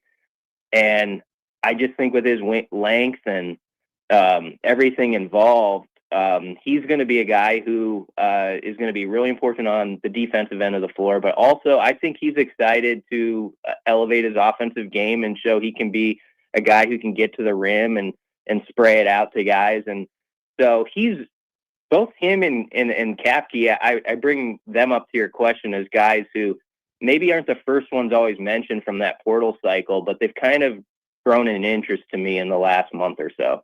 Okay, good to know. Good to know. I'm gonna keep you on your toes with these basketball questions. I am. And we're gonna. That's fine. We're gonna talk about some Husker football, but then I'm gonna sprinkle in a couple from you just because this is probably the most anticipated season that this basketball program has maybe ever had. I mean, it's up there, if not, it is. So, going to be a lot of excitement around this team, which is going to be absolutely awesome this season. BC, appreciate you as always. Talk to you soon, my friend.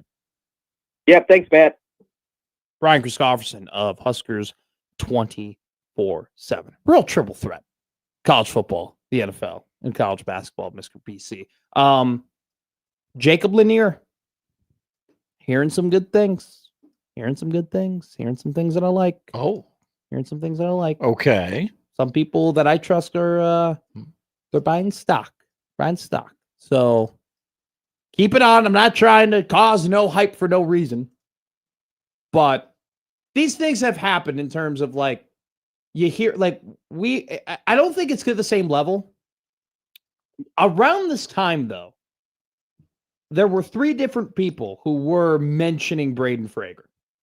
And there aren't as many people mentioning Braden Frager or mentioning Jacob Lanier right now to me that were mentioning Braden Frager. But around this time, there started like Robin wrote an article. I had talked to some people who were like, hey, the Frager hype is kind of there. They're really confident about him. Like they think that he's going to do something. Like around this time, there was some chatter about, hey, the guy that reclassified him, who's basically a high school senior last year, like he looks a lot better than people anticipated. I have not reached that level yet with Lanier. It's really just been one person telling me, hey, buy some stock. But I'll tell you this, like be very interested to see some of these guards coming off of the bench. What type of camp that they have? What type of summer do they have? What type of strides have they taken? Because I think at this point with this basketball team, the starting lineup is the starting lineup. You kind of know what you're going to get. It just at this point, like, how does Leo Curtis develop? Like, is he a viable guy coming off the bench?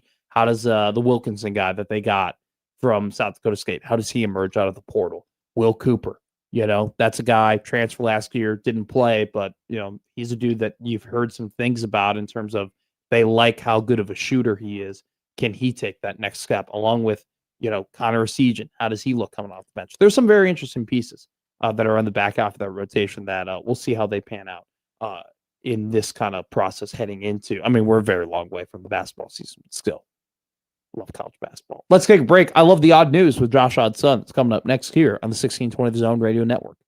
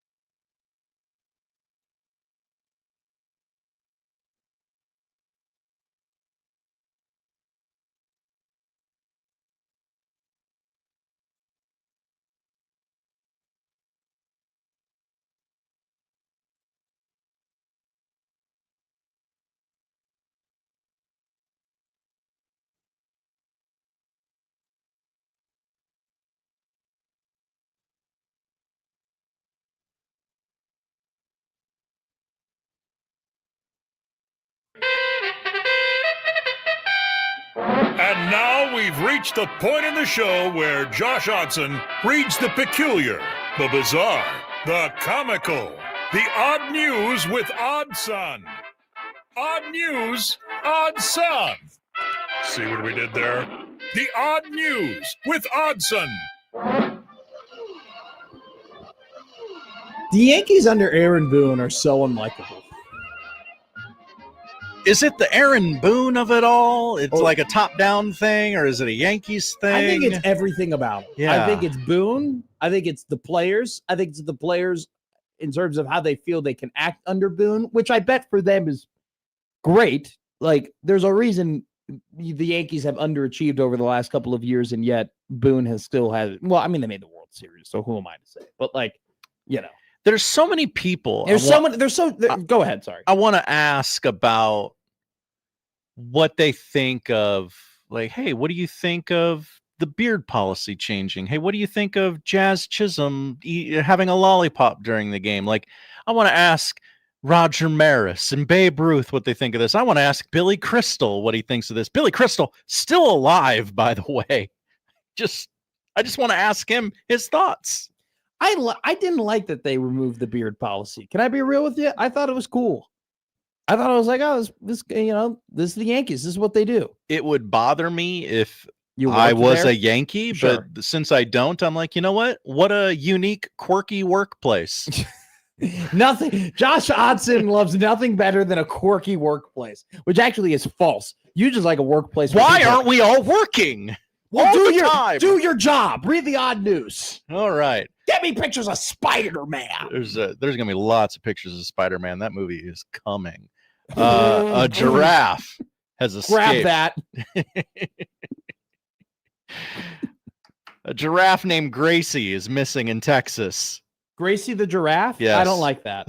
That's a terrible name for a giraffe. Okay. Gracie. The 3-year-old giraffe has been missing for nearly 2 weeks. What? Exactly. After escaping her enclosure at Cedar Hollow Ranch in the Texas Hill Country. She shouldn't be hard to find. About 100 miles west of San Antonio, if you want to put, this is not Victor Wembanyama, by the way. It's an actual giraffe. He said Wednesday that Gracie had wandered into a part of the privately owned preserve that other giraffes previously avoided. Jones said he sent helicopters to look for Gracie. A few sightings have trickled in. There's a $5,000 reward on the table. But the giraffe, which stands roughly the height of a tree, like a giraffe, hasn't turned up. The ranch is. Can I? Yeah. Please go ahead. It got to be dead, right? Or laying on its side somewhere. I mean, what's up with that? What's up with that? Ooh wee. What's up with that? What's up with that? I mean, bruh, it's a giraffe in Texas. Shouldn't it be pretty? I ain't hard to find, right? Yeah. Like, what is it gonna blend in with? And how is it, it's a pretty unique looking animal for that part of the country. Like that thing ran into a pack of wolves. I'm just gonna call a pack spade, of wolves. Pack of okay. wolves. I was thinking, well, that giraffe wandered onto my property and I had a right to defend myself. So somebody's got a giraffe head on their wall. Did the giraffe draw a gun? Is that what you're saying? Look. It's not up for me to decide how other people live their lives. Asian Joe goes 100% someone has a giraffe head mounted on their wall. Thank you, Joe.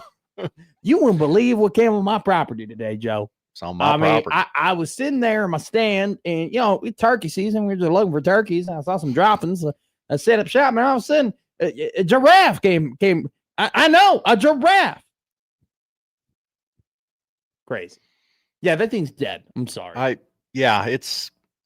It's not upright. What's not dead is this show. Middays with Matt. Coming up next year at 62 Zone Radio Network.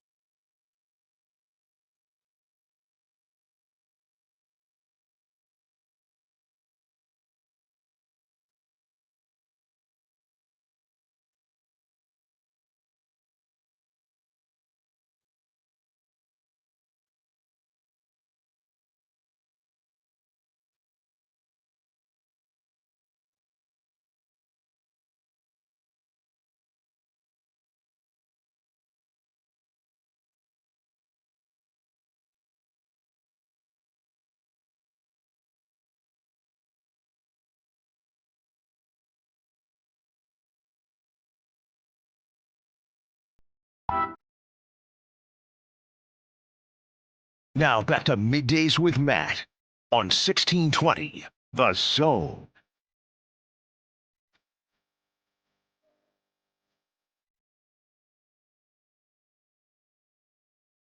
Oh, hey, I just got an email from ESPN PR. Whoa. I didn't even know I'm on their email chain. There's some email chains that I don't think I'm no longer on, which I'm kind of offended by. But anyway, ESPN delivers the third most watched men's college World Series on record. The 2026 Men's College World Series averaged 1.5 million viewers, up 24% year over year. NCAA Division I baseball tournament posts third best audience since 2009. Most watched Super Regional since 2009. Most watched regional rounds on record, and most watched regular season since 2012. What do they find out about the radio call? Superior broadcast. We know the players' names. It's a way superior broadcast, if we're being honest. But anyway, the MCWS final featuring North Carolina and Oklahoma averaged 2 million viewers across ABC, ESPN, and ESPNU. Game 3 drew 2.5 million viewers, making it the most watched college baseball telecast of the 2026 season. Across all 15 games, the Men's College World Series averaged 1.5 million, up 24% year over year. 12 games topped 1 million viewers, including 3 that surpassed 2 million. Viewership amongst fans under the age 35 increased 46% compared to last year. Younger people watching baseball. The least watched game of the Men's College World Series was 1.3 million viewers. It was the Oklahoma versus Alabama game, that was the elimination game that was played on Sunday. Would that have been? No, that would have been played on a Monday. That was like Monday at like 1:00. Okay. Which makes a lot of sense. And then the 2 championship series were 2.5 million and 2.3 million. And then West Virginia versus North Carolina was 2 million. Very interesting stuff. So the Men's College World Series going up in viewership. Once again, like, we have all these conversations about college sports and like how it's withering and it's dying, and the people at the wheel not only are asleep at the wheel, they're drunk and asleep at the wheel. Like, they don't know what they're doing. I mean, decision after decision is just baffling to you. I was having a conversation with somebody last night who was just like, yeah, like, can't believe that people were shocked that, what happened with Sorsby happened with Sorsby. And the fact that, like, we have very intelligent people who know the inner workings of college sports who are saying they're not surprised that what happened, just goes to show you just how broken the system has become. And like, the problem with the Sorsby situation obviously isn't the result. The result ended up being what it should be, which is him not playing college football and then him suffering the consequences he should for a precedent that has been very severely set in terms of what happens when you gamble on your own team. But despite all of that, like, despite all of the anger and the disappointment and everything that college sports has turned into, which for the most part is a very negative conversation, people are still showing up for the most important part, which is the games. Everything we do surrounds what? The actual competition. Right? Everything we talk about, everything that we discuss has to do with the actual games being played on the field. And while everything that's going around the game is a complete and utter mess, the actual games haven't been this popular in quite a while. Like, the actual everything else sucks. But the actual competition, which is the only thing that matters, which is why we make the rules we make, is thriving. It's so interesting to me. We really lock in for the games. We really do. Like, it's crazy. Like, it's almost like this is college sports has turned into Keeping Up with the Kardashians. It's a car crash. I mean, it is a mess. I mean, you everything that goes on about it, you have a negative comment to say. But do you know what you keep doing? You keep watching it. It's like The Bachelorette. It's like Big Brother. I mean, it just you watch it and you're like, these people suck. These people are annoying. I can't relate to these people at all. I can't even believe people think like this. But do you know what you do? You tune in every Saturday. You tune in every Tuesday night on the Big Ten Network. You tune in every Thursday night on Peacock to watch Big East basketball. You turn on ESPN to watch the College World Series. You flip, you by the way, going to ESPN to watch the College World Series isn't that hard because you have it bookmarked from the couple weeks before when you were watching the Women's College World Series that were doing over 1 million in numbers. Like, it's incredible to me that every sort of discourse that we have about everything going around the sports is ultra negative, but yet we cannot stop turning on the product, regardless of what the product is, regardless of whether it's baseball, whether it's basketball, whether it's football, whether it's softball. We cannot stop picking up the remote and turning on the TV. Say what you want about everything going on. Like, the actual state of the viewership of college sports, I'm just talking about the state, just the actual interest, the actual popularity of college sports. It's healthy. It's super healthy. Somehow, like, it's like that friend who all he does is eat junk food and he sits on his couch and he drinks himself away and he doesn't do anything physical. He doesn't go and, he doesn't go out and touch grass or go on walks or play golf or anything like that. And you're like, this gotta guy, touch grass. This guy is like, you're like, this guy's not living a great lifestyle. And then all of a sudden he goes out and he runs a 3.5 hour marathon. And you're like, how the hell does he do this? This guy's such a great natural athlete where it's like he could do everything wrong. And yet we go and golf and he hasn't golfed in 2 years and he just shot a 76. Wait, grip it and rip it. Wait, you're shocked when he tells you, hey, I'll sub in for your softball game today. And he goes and he hits 2 home runs. And you're like, dude, why don't you do this more? Why aren't you more likable? You're great. When you actually put your foot to the ground, you're actually awesome. That's what college sports is. It's like if it weren't for, we do Monday through Friday so bad in college sports. We do it as bad as you possibly can. I mean, every day it's something. So much so that, once again, I'm sick and tired of reading about it. Sorry, Ross Dellinger. You're an incredible writer. The work you've done this year is phenomenal. Go away for 6 months. F off, respectfully. Ross Dellinger should win awards this year for all of the incredible work and digging and writing that he's done. But frankly and respectfully, I'm done reading your work because I'm just so sick of everything else going on. And I just want to watch the games. And a lot of people feel that way, which is why it's reflected in the fact that, Josh, after every big event, we have gotten, this is the most watched first and second round of the NCAA tournament. Yeah. This is the most watched Elite Eight since 2011. This is the most watched Women's College World Series ever. This is the highest regional game, the highest super regional, the most watched first round. This is the highest watched Men's College World Series. Bowl games have never been more viewed. College basketball, both Fox and ESPN have never been, we have had major increases in viewership across the regular seasons. And yet everybody who has their hand on the button sucks. It's incredible. Gambling equals ratings. Yeah, maybe. Maybe it does. Or I can offer this up to you. Okay. I like offers. I agree with that. Gambling does have something to do with it. I do not deny that. But I do think the information process that we have, like, I don't think it's never been easier to know more about more teams in college sports. Right?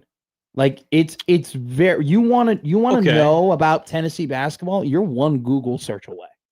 And that gets you into them. They're on TV and okay. You want to know about the state of college basketball? You can follow 4 people on Twitter and get caught up pretty quickly.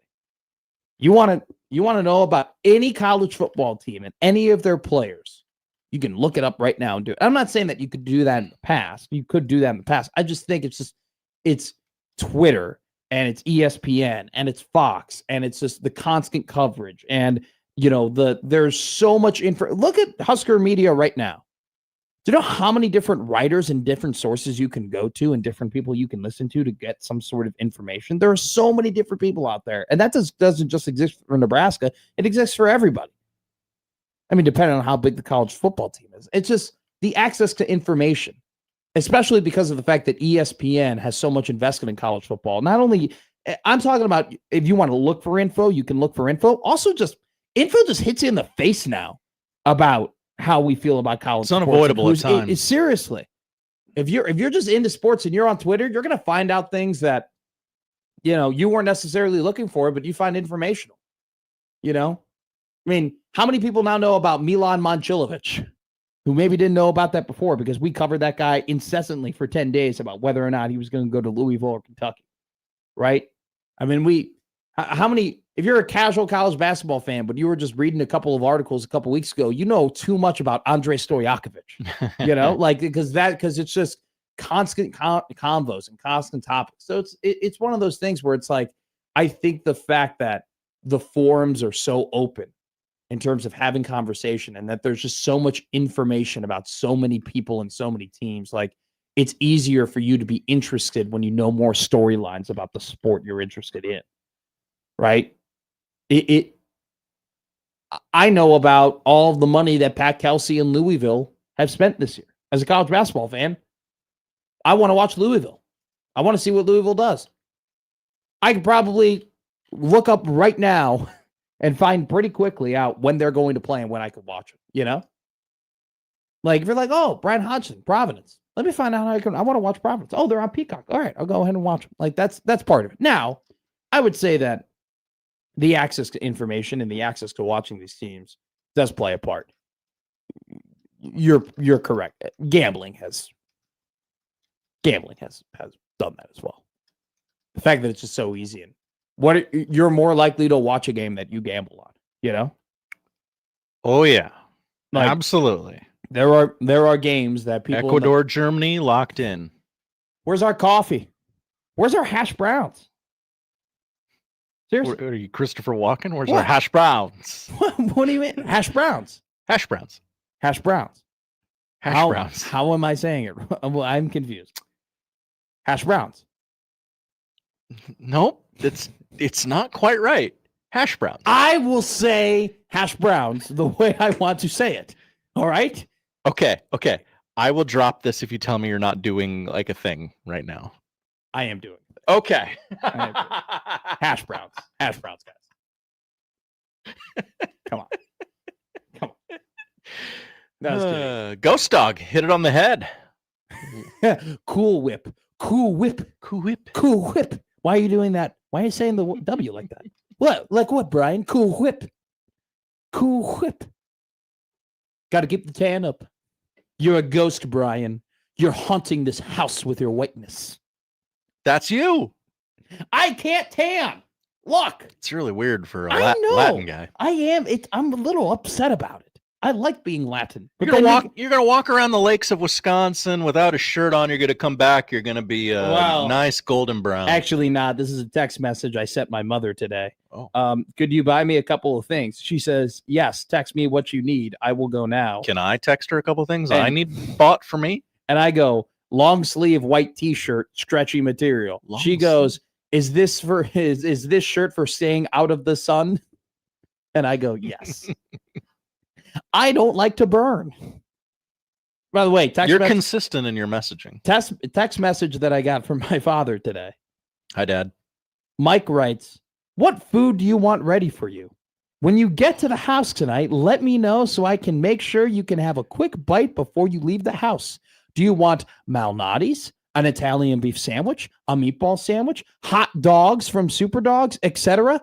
Just let me know and we'll get it for you and it'll be waiting. Whoa. Can't wait to see you tonight. Also, is there any golf stuff that you need me to pick up now that you might be missing? What a text. My dad rocks. That's got to be the top 5 like texts you've ever gotten. Yeah. You know what? 4. Mm-hmm. I mean, it's right up there with I don't think this is going to work out.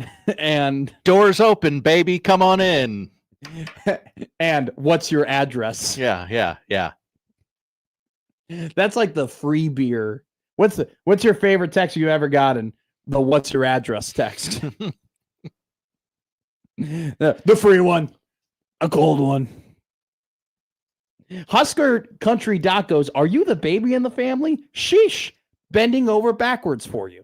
Well, I am not the baby in the family, but I will say this. I am the middle child, but my mom was a middle child and my dad was a middle child. And so they were like, we don't want the middle child to be treated like the middle child because we hated being middle children. Oh, a little overcompensation. So now, can I be real with you? I've still been treated like a middle child plenty in my life. Okay. Let's just make this clear. I still got middle child treatment, but they would be cognizant of it and aware. And they would be like, oh, hey, we're being too middle child with Matt right now. Now here's another thing too.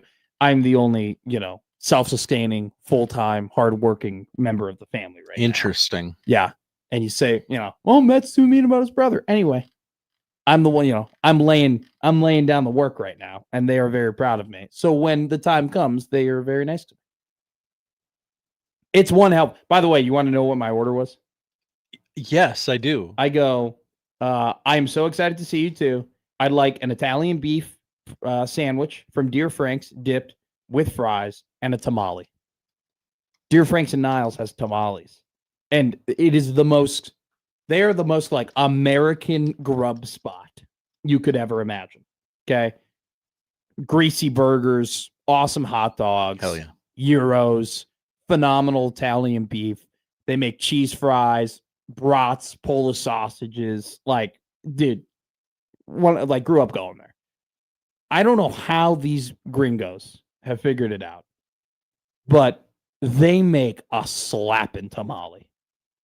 It is incredible. There is nothing like Latin about this place. Okay. And they make some of the best tamales I've had in Chicago. They've got the secret. I don't know what they do. I think it's just, I think they've had the same cook for 20 years. Okay. And he's just like, I know how to make my tamales. I've just perfected. And he's just perfected a tamale. And that's what we roll. So anyway, we got sidetracked very quickly. I know it's hash browns.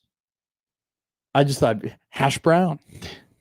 It was a great bit because you just seamlessly dove into it. And I was like, whoa, wait. Hash brown sounds like an incredible running back from like 1947 for the Chicago Cardinals. The Chicago Cardinals are proud to introduce today their newest acquisition, Hash Brown. From a little school in Paducah, Kentucky, he comes to us. To the Chicago Cardinals, Hash Brown. Look at him go. Look at the way that he avoids eggs and bacon. Skirting around like a piece of sausage on a griddle.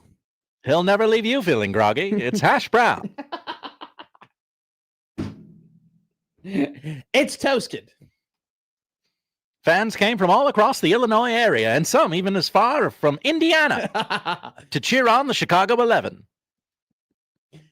Hash Brown made his mark in Hammond, Indiana, playing for the Hammond, Indiana Storms before he made his way to Chicago. Hash Brown. And then all the way in 1977, you thought Hash Brown was great. Here's Pigs in a Blanket.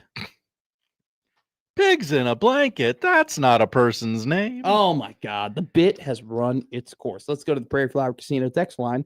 Aaron goes, Iron. What I love most about Chicago's culinary scene is how electric it is. You can go as fancy or as chill as you want. Yeah. Can I be real with you? Omaha, pretty similar. Yeah. Omaha, pretty similar. I've said this, like, the food here in this city in Omaha is the thing that has shocked me.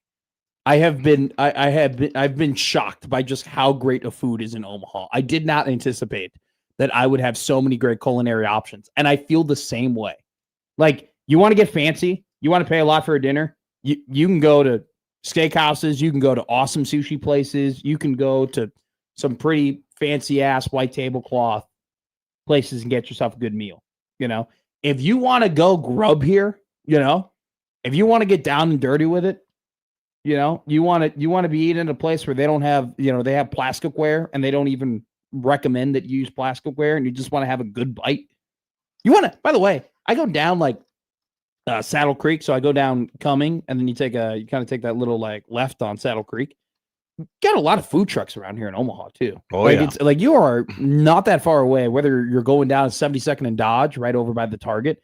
Always a couple of food trucks there. Like I said, that little spot over there by Saddle Creek, pretty close to Cumming, they have like 4 or 5 different food trucks there.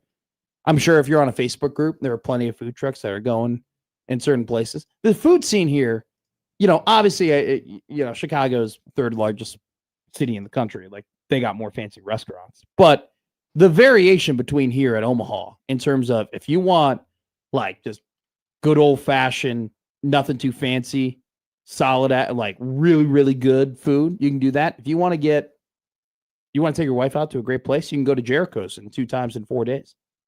I did because RIP. it was closing. Yeah, rip. I'm so glad that I went to Jericho's once before it closed. I seriously am. Asian Joe. But if you want to sit at a table meant for 6 people, but you have a group of 10 plus, you have to go a little bit west of Omaha. Waterloo. They were wonderful to us. Does Waterloo have like an old Western history? Like, were there gunfights in Waterloo? Oh, I can't say for certain, but boy, it sure seems like it. It just seems like I was going through that place and I'm like, there definitely was a guy who had an eye patch here who caused some trouble. Also, too, you can't be called Waterloo and not have some sort of like Western Pinkerton history. 32nd mayor of Los Angeles from 1921 to 1929, George E. Cryer from Waterloo. Oh, did not know. PC goes, the old Hells Angels still might be hanging out in King Lake. I don't know what any of those words mean. Hells Angels, the motorcycle gang. I know that one. What's King Lake? King Lake, I assume, from context clues, is a lake in the Waterloo area. Oh, okay. Good to know. Good to know. We need Big Lake. That's probably my favorite idea that never came to fruition was Big Lake. Big Lake, yeah. More so than big stadium for big NHL team. It's coming. We're getting to it. PC goes, not actually a lake. Okay. See. Fair enough. All right, let's hit a break here. It was a fun sports segment until we started talking about food, which is awesome. I do want to talk about a movie coming up next. Good and then segment. We'll also talk about some football. We got to talk a little football. I got to talk a little football. I know. Football? I know. On a Friday? I know. In June? I know. But on a sports radio station? I know. It's crazy. Some people get upset about it, but it's just like, I've been watching tape and reading scouting reports. And I know. Do you have like a Huddle account? No, yeah, but I go to 24. I go to 24/7 and I just hit the play button. Okay. It always has it like connected there. Don't worry. We got to do it. And then Oscar Jacobsen coming up at 1:00 here on the 1620 Zone Radio Network.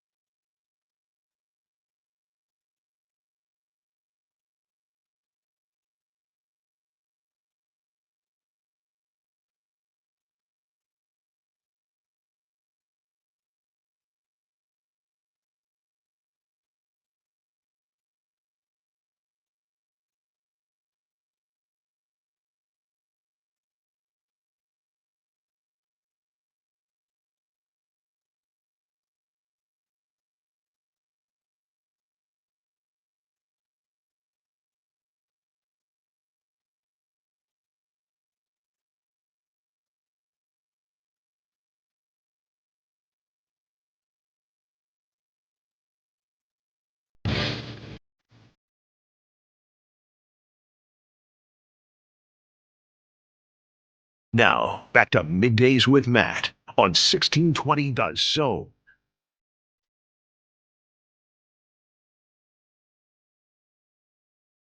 Don't forget 1620zone.com, plethora of different contests that you can enter in order to win yourself to certain concerts. Burt Kreischer in December. We got Burt Kreischer in December. We got the Young Giant, the Black Keys, Motionless in White.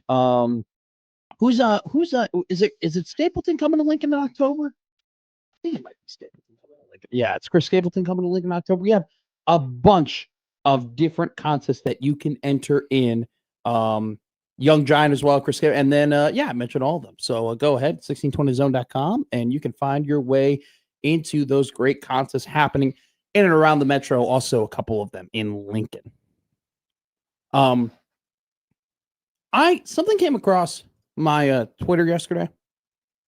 It was awesome. And I'm happy, and I'm also sad at the same time reading this tweet. This is from Variety. Talladega Nights 2 would have centered around Ricky Bobby racing in F1, reveals Adam McKay. We did have an idea for Talladega Nights 2.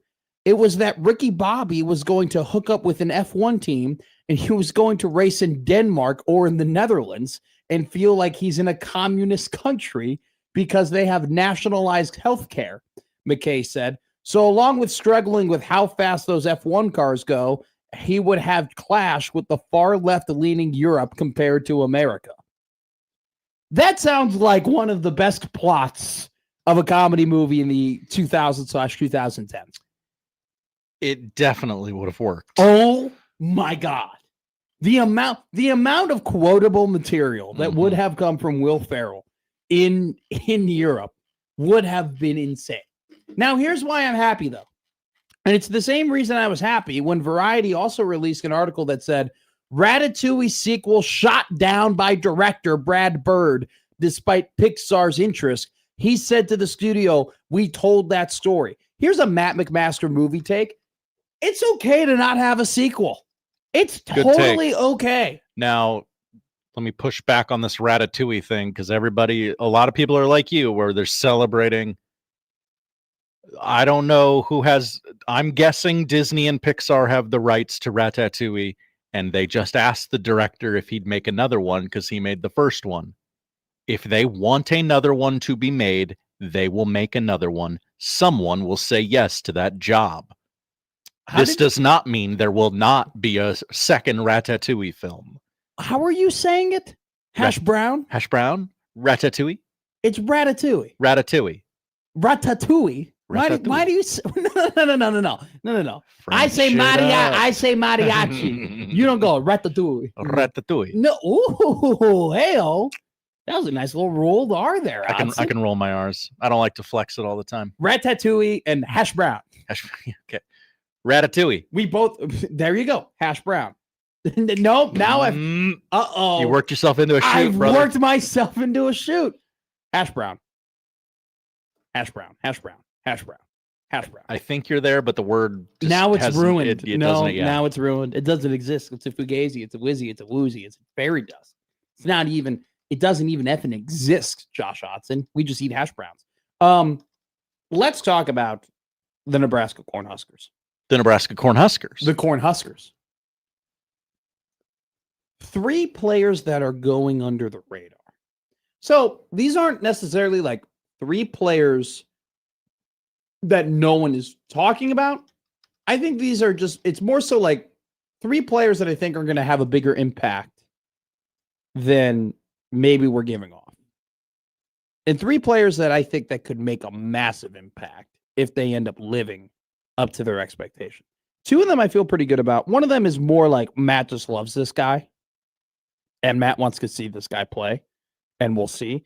2 of them, though, are legit. Number 1, and I think it's because we have spent so much time talking about the 2027 recruiting class. And when we're talking about recruiting, it's really just been about 27. And 26, because of numbers, just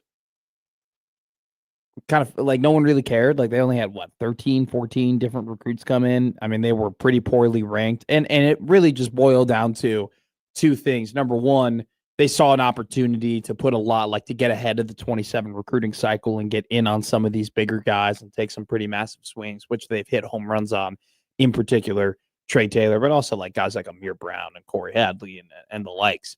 And number two, it's just like it was just a math problem. It's just like, hey, we took a lot of young guys in the first couple of years in the 23, 24, and 25 cycle.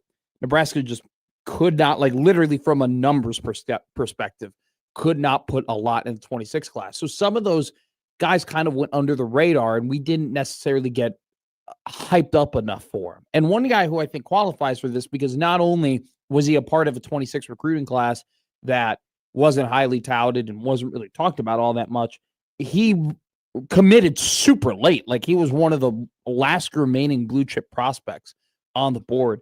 Dylan Berriman, 6'2", 330 pounds. He was the 26th lineman, 26th ranked lineman in the class of 2026, 250th overall player in the class of 2026. Here's a quote in terms of his analysis.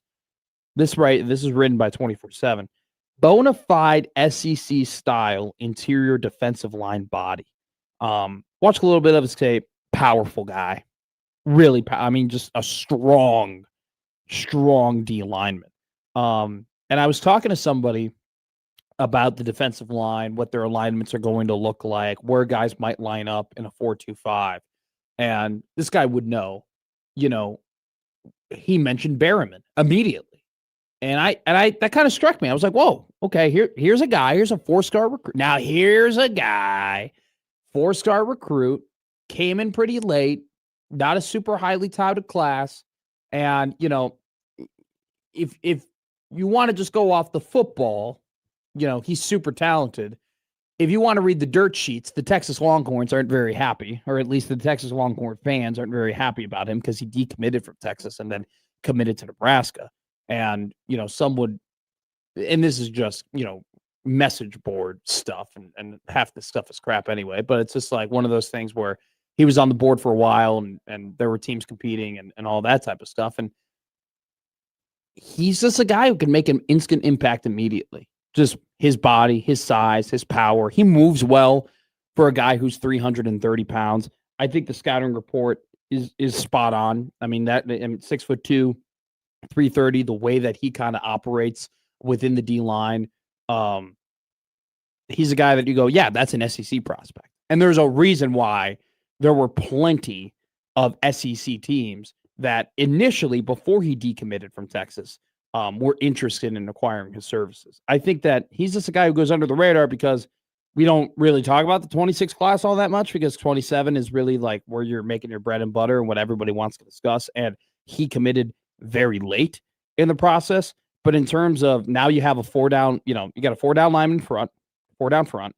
Like, this is a dude that right away, as a freshman, could come in and make an impact. And I think that's fairly significant considering the fact too, that you need help on that D line. You're going to need guys to step up. You're going to need guys to get better. And so Berriman, being a highly touted prospect, being a guy that LSU was after and Texas was after, and Nebraska, through his process of decommitting and his entire recruitment process, ended up with a guy who could end up making a big impact immediately. Here's another one. And this guy didn't go under the radar in terms of his recruitment. But I think that his coverage within spring, I don't think we gave, once again, like, we didn't really care about spring football here. Like, oh, it was great. Nobody gave a damn. Nobody was really talking about it. Like there were articles being written and just kind of whatever. And, we weren't nitpicking things in terms of press conferences, and they only allowed one open practice in spring ball. Like it just kind of flew by. But if you were reading those articles and you were going back and you were, paying attention to what was happening, a name that just kept popping up over and over again was Danny Odom. This is a guy who, at the end of his tenure playing at Florida in 7A Florida high school football, might I add, an incredibly high level of high school football, was making an impact better than almost anybody in that state. And he like, let me read this from, once again, 24/7. He was a 5-star prospect according to 24/7 when it was all said and done.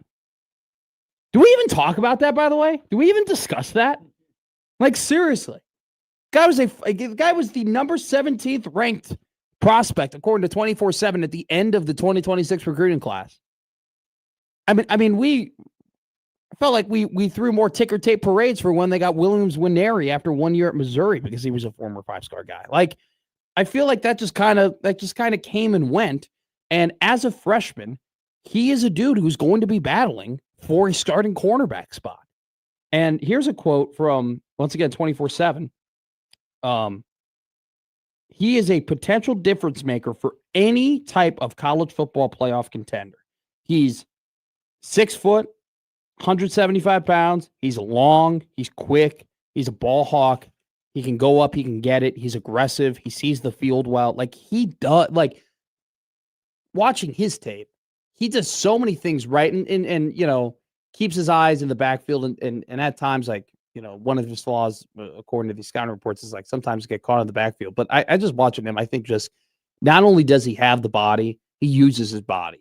Like, it's not just, oh, like, oh, he's got a great build and everything like that. Like, no, already as a very young player, he not only has the athleticism and the skill set, but he also just has the mind for football and just knowing when to be aggressive and knowing when to put hands on guys and knowing when to press guys on the line, but also having the ball skills to just go up and get interceptions. This is a dude that can just right away make an impact for Nebraska. Here's a guy, not a freshman, but I like him, man. I like him. I like watching him. And he's going to be in a crowded room. I think Cortez Mills has it. Just watching him play last season, you know, the snaps that he got against Cincinnati, his tape against Houston Christian where he had that long touchdown. Like,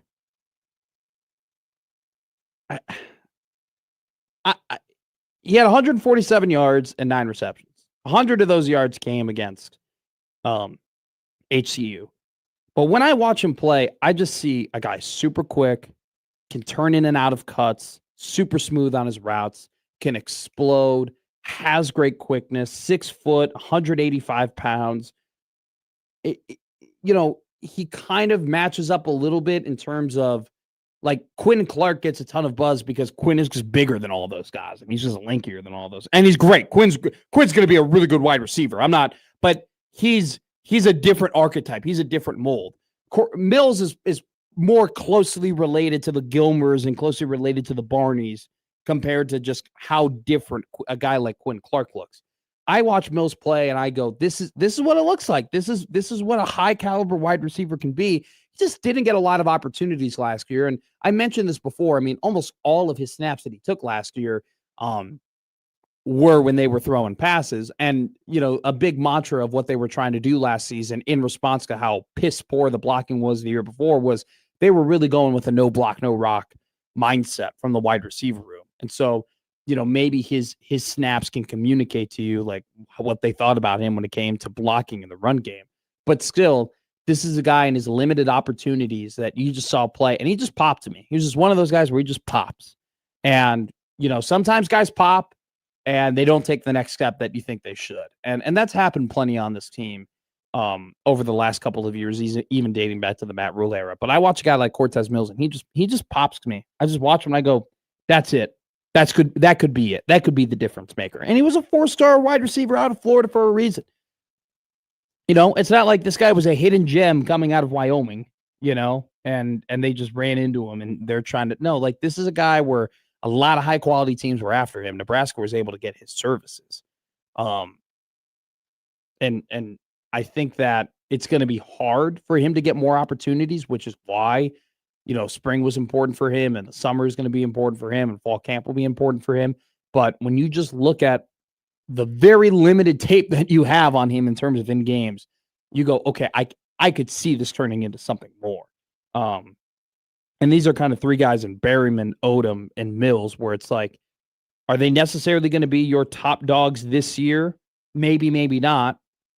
I think more so probably would probably gratify more towards the latter than the former. But are these three guys that in 2 years we could be talking about as, hey, these are your dudes who have to be dudes? These are your dudes who have to play to that level in order for you to win football games? Absolutely. And so 3 young guys that I'm gonna be keeping a very close eye and ear on in terms of how they are trending before the season begins. Because if you're going to exceed expectations, that means that you have to have guys who pop that maybe you didn't anticipate to pop. And these are 3 guys who could potentially fit that bill. All righty. Coming up next, we'll continue some football conversations before Austin Jacobsen joins us at 1 o'clock here on Middays with Matt.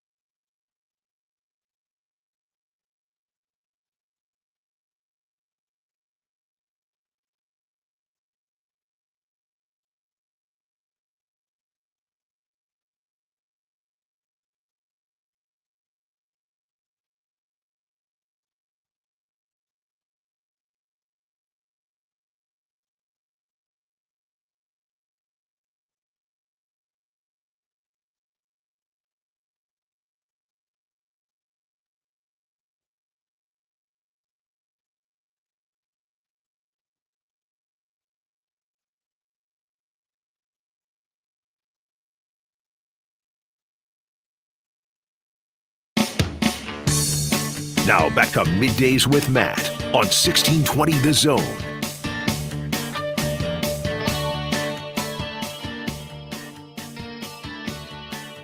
All right, everybody was freaking out about the Nebraska college football, Madden, whatever the hell we're calling it, ratings. NCAA Yeah, football whatever. 27. Yeah, they're out. Fully searchable database. Let's overreact. Okay.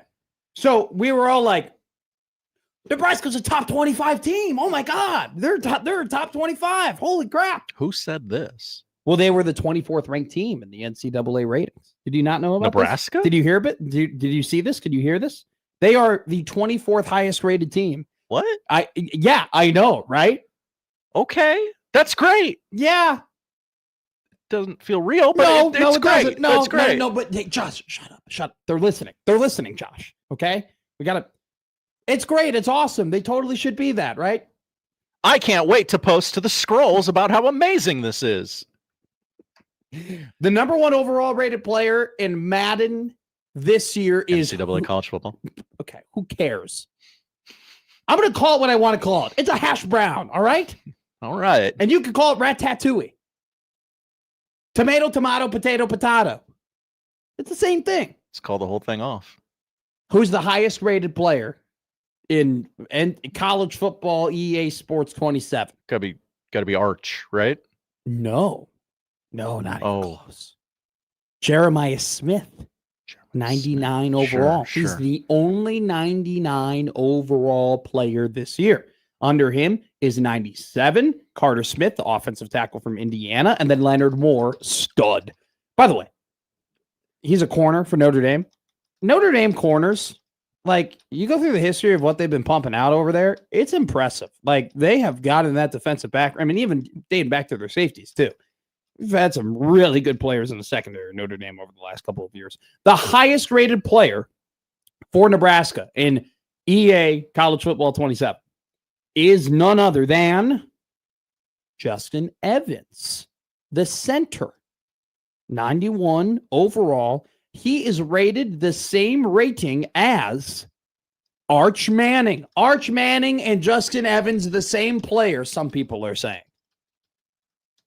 Both 91 overall rated. Shout out to Michael Severe, who's gone through, and he's posted all of these ratings of the top ratings for Nebraska football. Owen Chambliss, the linebacker from San Diego State, the second highest rated player on this team. I, like many other people, buying the Owen Chambliss height, 6'3", 250 pounds, had a great year in the Mountain West. Phenomenal player. Was a really big pickup, especially in Orch's defense. He's 89 overall. Anthony Calandria, also from the Mountain West. Big Tone. Big Tone, 87 overall. Not bad. That's pretty good. For Big Tone. Ja'Cory Barney is the highest rated wide receiver, beating out Isaiah Hunter. Barney is 86 or 87 overall. Hunter is 86 overall. Now, okay, that's good. Here's what I'm saying. Right? Here's what I'm oh yeah, those are good ratings. Here's what I'm thinking here. Well, I would say Hunter is the better wide receiver than Barney. Okay. I don't think a lot of people would push back on that. I'm seeing his speed is higher than Barney's. Here's those screen passes.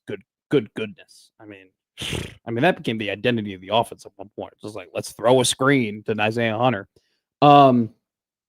Great job, OC. I think Barney is higher rated, though, because he's a punt returner, and he's a good punt returner. A couple extra notches. The agility, the punt return, all that, like field all of those. Vision. Exactly, the stats and all. So, like, I think that I would, if you're going, hey, who's your number one wide receiver? Who's your number two wide receiver? I would tell you it's Hunter over Barney. But if you're going off of overall player, technically, I don't disagree.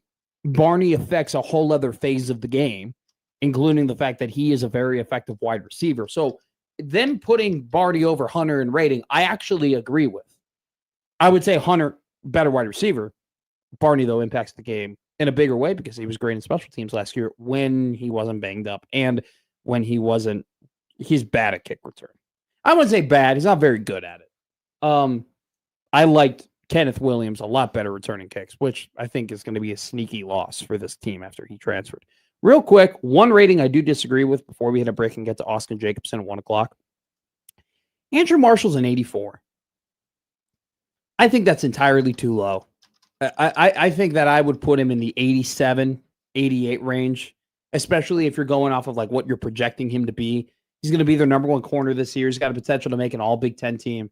84 is too low, in my opinion, for Andrew Marshall, especially the jump he made from the lower level of college football he was playing to the Big Ten. I thought it was remarkable. 84, I don't think that does him justice. I think he's much better than that. All right, hit a break here. AJ from Her Dad Sports coming up next.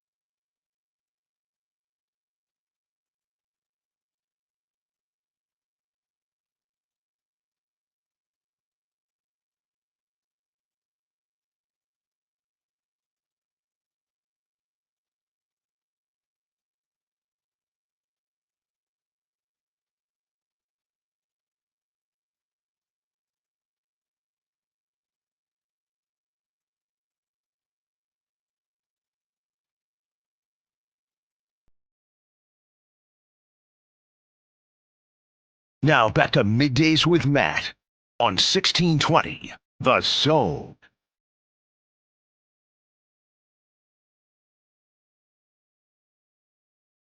Friday at 1:00, as always, we welcome in our friend over the phone, who's never Sad. No, it's. I mean, I got a bone to pick here, okay? Because there's nothing I love more than seeing this guy's face every Friday on It's a good stream. face. It's a great face. It's a great head of hair, and it's a phenomenal conversation. And now I got to hear him crackling through the phone. It's Austin Jacobsen. Wow, anti-phones here. Interesting. Very interesting. I'm just, you give me an inch, I take a mile. And you gave me a mile when you would come here on the StreamYard, and now it doesn't sound as good. It's not, we don't have the interaction like we used to. I'm yearning for better interviews with Austin Jacobsen. I know, I apologize. I'm on my way to Firth, Nebraska. Do you know which school I'm heading to for their 7-on-7 tournament, young man?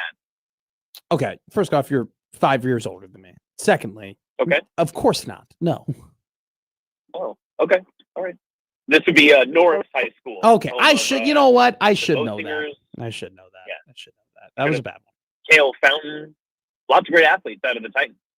We're ranking everything here this week. It's almost like rank week on Middays with Matt. Oh, you want like EA Sports College Football 27. I've never heard two people talk about a topic they literally knew less than you two trying to discuss what the name of a video game franchise was. Okay, first off, I nailed it, AJ. First off, how dare you? I play the game. I'm actually one of my friends, Joe Fratt, and he's listening right now. Him and I played College Football 25 and 26 together, and we had our own dynasty. Then why did you call it Madden every time? Because that's what it is. Every football game is Madden. Just like you don't call it tissue. No, you don't call it tissue. You call it Kleenex. All right. I just call it Madden College Football. Well, I'm not calling you Matt anymore. I'm calling you idiot. Okay. Well, you know what? People have called me worse things. That's fair. But this is AM radio, so I couldn't say my real thoughts. Also, too, how dare you? You go just Mick idiot. You got to put the Mick in front of it. What are you doing? Yeah, that's fair. I'm not on my game. You respect the brand. You're clearly off of it. Yeah, top 3 Norse athletes, according to Austin Jacobsen here on Rank Week. Top 3 Norse Top 3 Norse athletes. That's crazy. Top 3. All time? All time on the car, in the phone, on the way to Firth. Top 3 Norse athletes, according to Austin Jacobsen. This is a set in stone list that if people, they need to tweet at you, Austin 2 Jacobsen, if they don't agree with it. Top 3 Norse athletes set in stone. That's crazy. Okay. Just right off the rip, it's going to be all recent because that's a lot of their main success has come in the recent years. I'm going to have to go one. We're going to go with someone who has had success, became the Division I athlete right off the top. And we're going to go Maisie Bosinger, who is, of course, a reserve defensive specialist libero for the Nebraska Huskers for many years, and, of course, famous on the TikTok. Number 2, we're going to go Cale Fountain, who is, I believe, still in Division I baseball. I can't remember. I need to track him down where he's been to last. And then we'll go Mallory Bosinger, who is currently going to be coming up on her senior year, Division I commit, the top setter in She's the a setter. 2026 class. Yeah. Yes. Yeah. Great job. Great list. Yeah. There's a couple of others. You can throw Austin Schultz in there. He is former Adams, Kentucky Nebraska. Former Kentucky baseball player. Yep. In fact, you could probably put him in there if you of course he started a new league with the is it like laser ball or glow ball, something like that, right? Oh, Cosmic? I think he plays Cosmic baseball. Yeah. So and of Glow course, ball. he's at something like that. That's almost as bad as me calling it Madden college football. That's nowhere close to as bad. One franchise has been around for literally generations. Generations is pushing it. It's really one generation. The video game started in like the late 90s. Oh, really? And so that wouldn't be multiple generations? That would only be one. That's only 28 years. That's multiple generations. That's not multiple generations. That's maybe 1.5. This guy doesn't understand family trees. Clearly. Who's shocked? Not me. Why are you going to Firth? For the Norris 7-on-7 tournament, brother. Okay. Who will be there? Norris is hosting, obviously. Bellevue West. It's a lot of the same repeats that we had at our NEB Prep 7-on-7. One of the new schools is Lincoln Standing Bear and Lincoln Northwest, I believe, are both here. And then I'm really interested in seeing Stewart and Adams Central, some schools that I usually don't get the chance to see, especially this time of year. So they're starting tournament play right now. So I'm running behind, had some office stuff I had to get done, but luckily our own Mike Sauter was there, so he's going to fill me in on the details that I missed. Can I jump in here and ask you guys maybe a stupid question? Go ahead. Please. First of all, Madden started in 88. And a family generation, according to yourdictionary.com, is 20 to 30 years. It's one generation. I would like to hear what Josh had to ask. Sorry. This scourge of 7-on-7 football that we've seen, this is all just to impress Matt Rule, right? This wasn't a thing 2 years ago.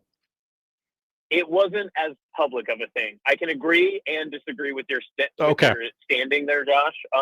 The 7-on-7 tournaments, what you may more familiarize yourself with is this would be the time, and usually you'd get into July, you'd have more team camps, or you would have other things that you'd be able to do.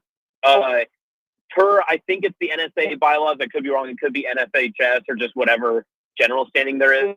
There's only so much you can do with your student athletes during the summer months in terms of training, how often coaches can be around. But these type of tournaments, now in Nebraska, obviously, they're more related to the schools in which people are going to play for. At the national level, 1 yard for Nebraska, they're more related to the best contingent of athletes that are going to join together to, impress college coaches, get them to different areas of the country, either compete nationally on 7-on-7 or just to get their own name, brand, recruitment, that sort of stuff out there. This is more of a chance for the local tournaments to showcase some of the top talent, maybe get some more evaluators and college recruiters, but it's also a great chance to just, get some quite literally just game reps in game speed against opponents that aren't your own practice team. I think that is one thing that is kind of a misconception a lot of times when we look at high school football in the state of Nebraska, especially in Class A, upper levels of Class B2. A lot of times you're not going to have enough kids to be able to put out 11 kids on offense, 11 kids on defense every single time. And that won't be playing on both sides of the football for you. So 7-on-7 is a great chance, especially when you're going to a different school, a different area, and competing against different teams you wouldn't see before, that you're not putting your guys up against your own guys every time. You get a chance to be able to see something different, go against different schemes, not have to work off of a play sheet. It kind of gives you a new look and a new opportunity, and maybe just a different wrinkle that can help you in October. And if it helps you in October while you're doing it in June, that's definitely for the better. You said, I believe you had an interview with Michael Severe on this show in which Michael asked you, what would you make the spread for West Side versus Millard South? And for those who may not know, West Side and Millard South are the two top teams, or at least the consensus top teams in Class A football this season. I believe your answer was 6.5 point dog for West Side. You can correct me where I'm wrong, but did that change at all during their 7-on-7 matchup last week that, got a lot of run on social media? Is there anything that stood out to you between that matchup? So I actually got asked about that when I was at the 7-on-7 for that matchup, and someone just asked me to give my thoughts. And so when I was asked that, I was taking it more from what would other people be betting on this, if they were to, put lines. It wouldn't necessarily be my own, because, if I'm putting my own spread and I have my own thoughts and that sort of thing, I was thinking of more in the lines of okay, what is everyone else going to, what's the general consensus going to agree upon? Sure. So I still think that number still would probably be 5.5, 6.5 if you ask general consensus. For me, the West Side Millard South matchup confirmed a lot of the suspicions that I had of how good West Side has grown, and maybe some deficiencies on both sides that each side can take advantage of. I think that matchup is incredibly tight, and I think that there were a couple of moments here and there that both teams would like to have back to either open up a bigger lead for Millard South or for West Side just to maybe get a couple of drop passes or a late interception from Braylon Warren back. That matchup is going to be airtight.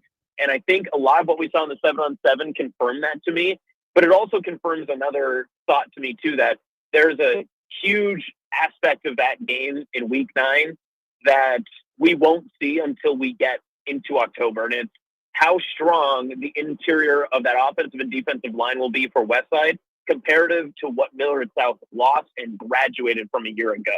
You can make the big splash and you can have the big names, but if Trey Taylor is going to be running around for 90% of that game and having to run and make plays off platform constantly, he's definitely talented enough to do it. He's probably one of, if not maybe the only one quarterback in Nebraska high school history and winning the game for his team.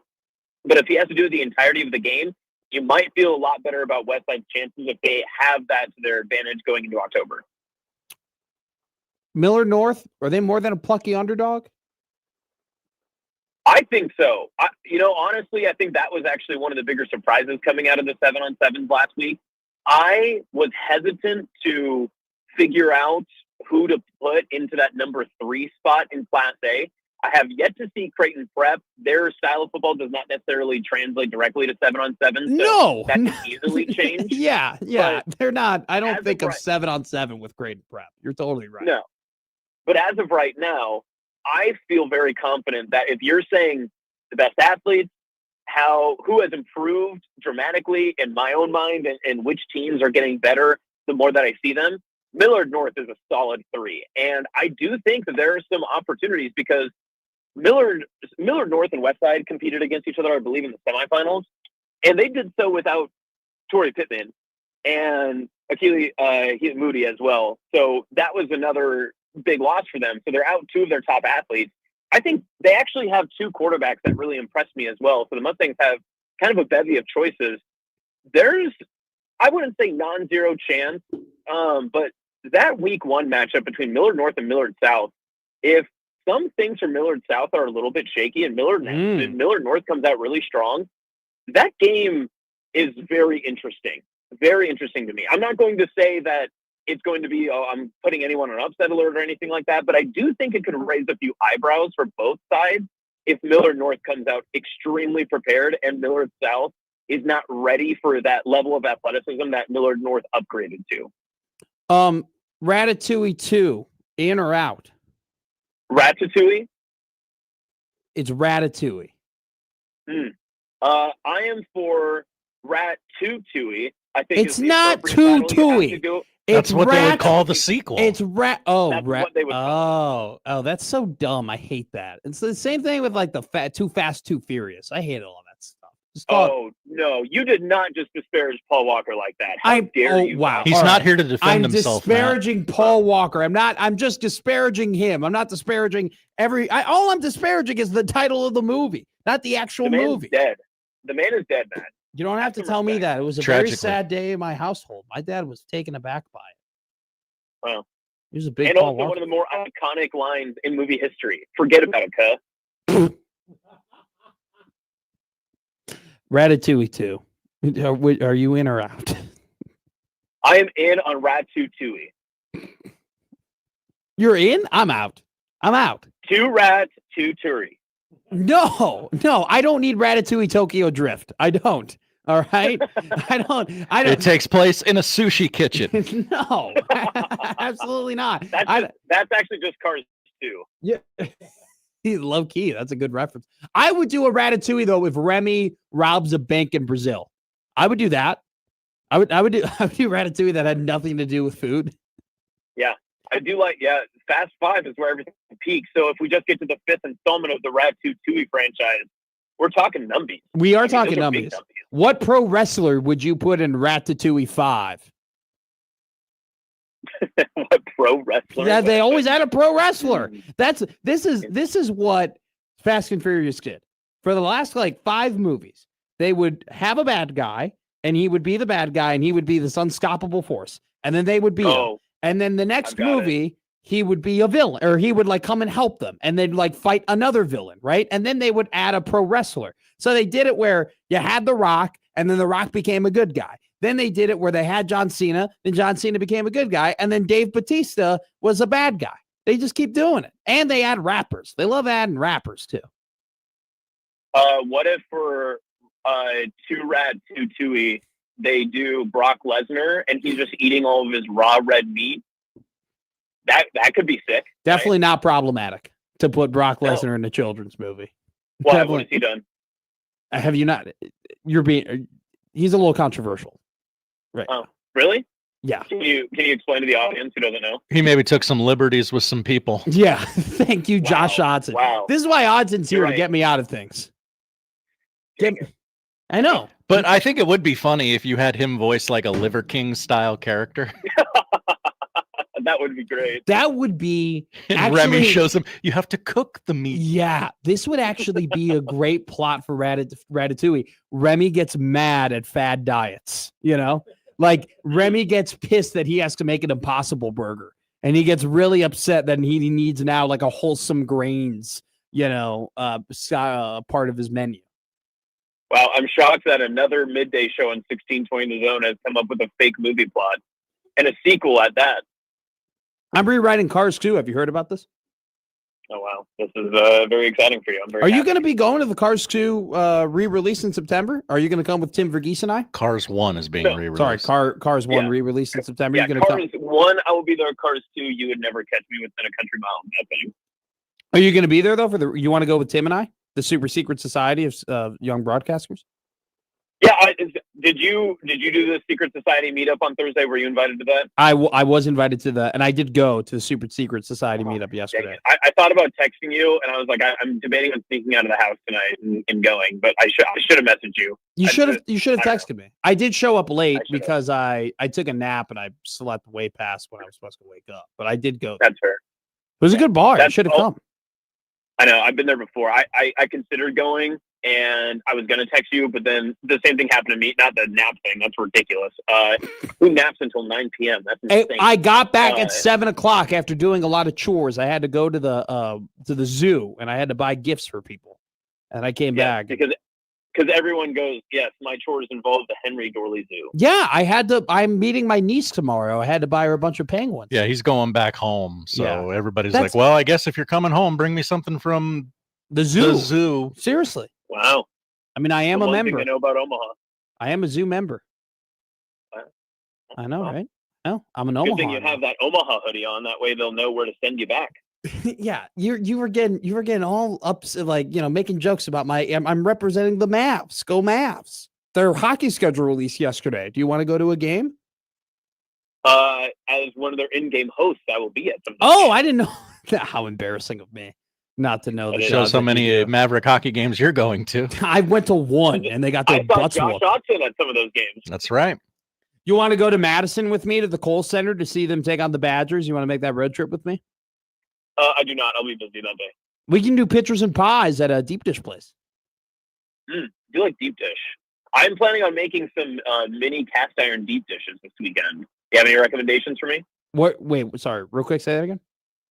I'm going to be making some mini cast iron deep dish pizzas this weekend. Do you have any recommendations? Okay. Sorry, for me? I got distracted for a second. I have two recommendations. Number one, if you're going to do a sausage pie, right? If you're going to do a sausage deep dish pizza, don't do sausage bits. Almost make like a sausage patty, like a whole patty that is like that covers the entire pie, like almost like a circle. And so you put the sausage patty there, then you put the cheese, and then you put the tomato sauce. So don't do sausage bits. Make like a circular sausage patty. My next recommendation for you would can you butter the crust? Can you put you want to put like you don't want to put like melted butter, but almost like softened butter on the crust, and it gets it really buttery and really oily, and that's how you upgrade it. When you go to Lou Malnati's, you go, hey, I would like a sausage pizza. I like a deep dish sausage pizza, sausage patty with buttered crust. That's how you order. So you should try and make that. Butter up your crust and then put a sausage patty. And it's just a Lou's pizza. That's my favorite deep dish pizza. Okay. I like that. I'm going to take all this. I can't wait to listen to this podcast back. That way I can play it slowly and make sure that I'm following the Matt McMaster steps. Here's what you do. Step 1, get your dough, put it around the cast iron. Step 2, sausage patty. Step 2, butter your crust. Step 3, sausage patty. Step 4, mozzarella cheese and only mozzarella cheese. Step 5, put your gravy on top. Cook it. Then afterwards, put the Parmesan cheese on top. Wow. Incredible stuff. You're very welcome. Can I get a thank you? Thanks, man. Did you call me Dad? I said Matt. Oh, I couldn't hear you. Your phone is terrible. This is why I prefer you on the screen. You got like, oh, sorry, man. You got like Mint Mobile or something. He's a working man. Mint Mobile. No, it's because I'm in Firth. What, you don't like the thriving community of Firth, Nebraska? I did not say I disliked a thriving community in Nebraska. Guy seems out on Nebraska. You know, you pull a Peterson better than anyone I know. Okay. Okay, cool. All right. Hey, I have a question for you. Go ahead. What if, and I was listening to your segment a little bit ago about, the underrated or under the radar, like Huskers. Oh, yeah. You disagree or agree, or how do you feel about that? No, just a general question. Oh, go ahead. What if Andrew Marshall and Danny Odom are just really good? You know what I'm saying? That's a great analysis. Because I agree with you on Andrew Marshall in the rating of the game. I thought he was going to actually be a top 10 corner. Like, me too. And I'm shocked he was at 84. All Big Ten honorable mention. I think it's probably because he only had the one interception last year. But I mean, I don't think the outside cornerbacks were the problems. But yeah, no, I'm with. It's something that like is tickling my brain a little bit. Just being like, guys are just really good. Let's go hypothetical here. If they're really good on the outside, you could potentially bring guys closer to the box, no? And that would help the run D. Like that's in theory. And you're gonna be playing some offenses that, I mean, we haven't seen what Hoover looks like at Indiana, but if you're looking at the top teams that you're going to be playing, that everyone is so scared of and all that other stuff, I mean, having two really solid corners on your outside, they're pretty good recipe for success against really good, dangerous offenses that like to run the spread and threaten you vertically. Okay, here's some food for thought, and this will be a part of our next conversation next Friday. 2 Fridays from now. Is safety like the position where you feel fine, but you don't really know who's playing?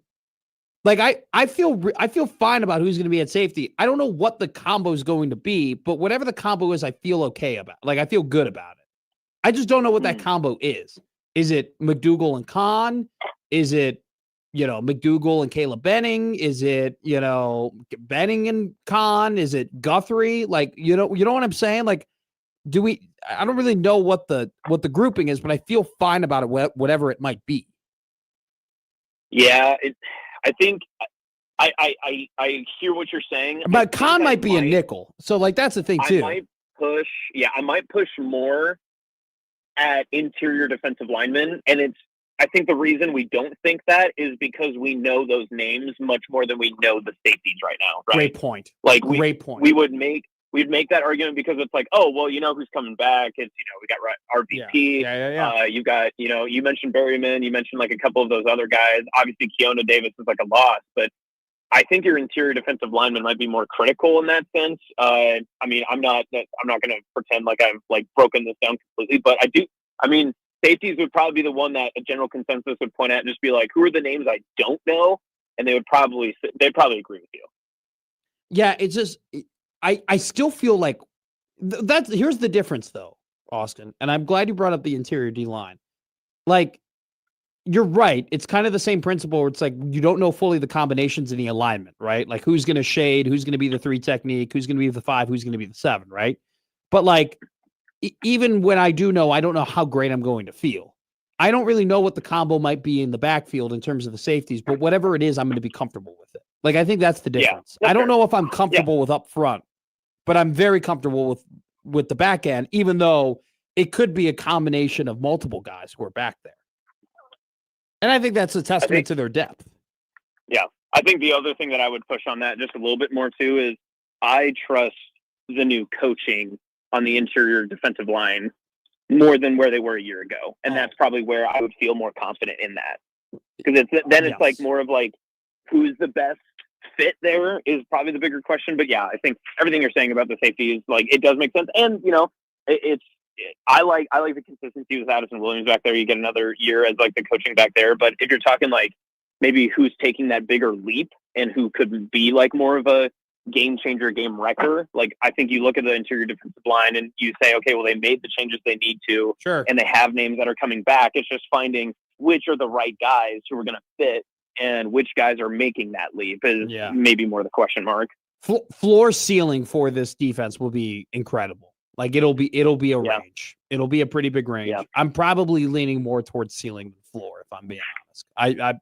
The more I think about it, the more I marinate on it, the more I like Rob Orch. Like that's just kind of where I'm at. All right, Austin, great conversation. Appreciate you for sticking on a little bit longer. Good football combo and Ratatouille combo. I will talk to you soon, my friend. Thank you for filling in next week, by the way. Big help. Yep, looking forward to it. Safe travels, and Josh, we'll have the show takeover coming on Monday. Love it. Looking forward to it. All right, see you guys. I see you. He's excited, and I'm excited for all of our listeners. I will be gone next week. Going to take my vacation. Very much looking forward to it. But you guys will be in good hands Monday through Thursday. Austin Jacobsen, Josh Hodson. He's had some bits planned for a while. So excited to see you two have some fun. Let's go ahead. Let's take a break. Balls coming up next here on the 1620 Zone Radio Network.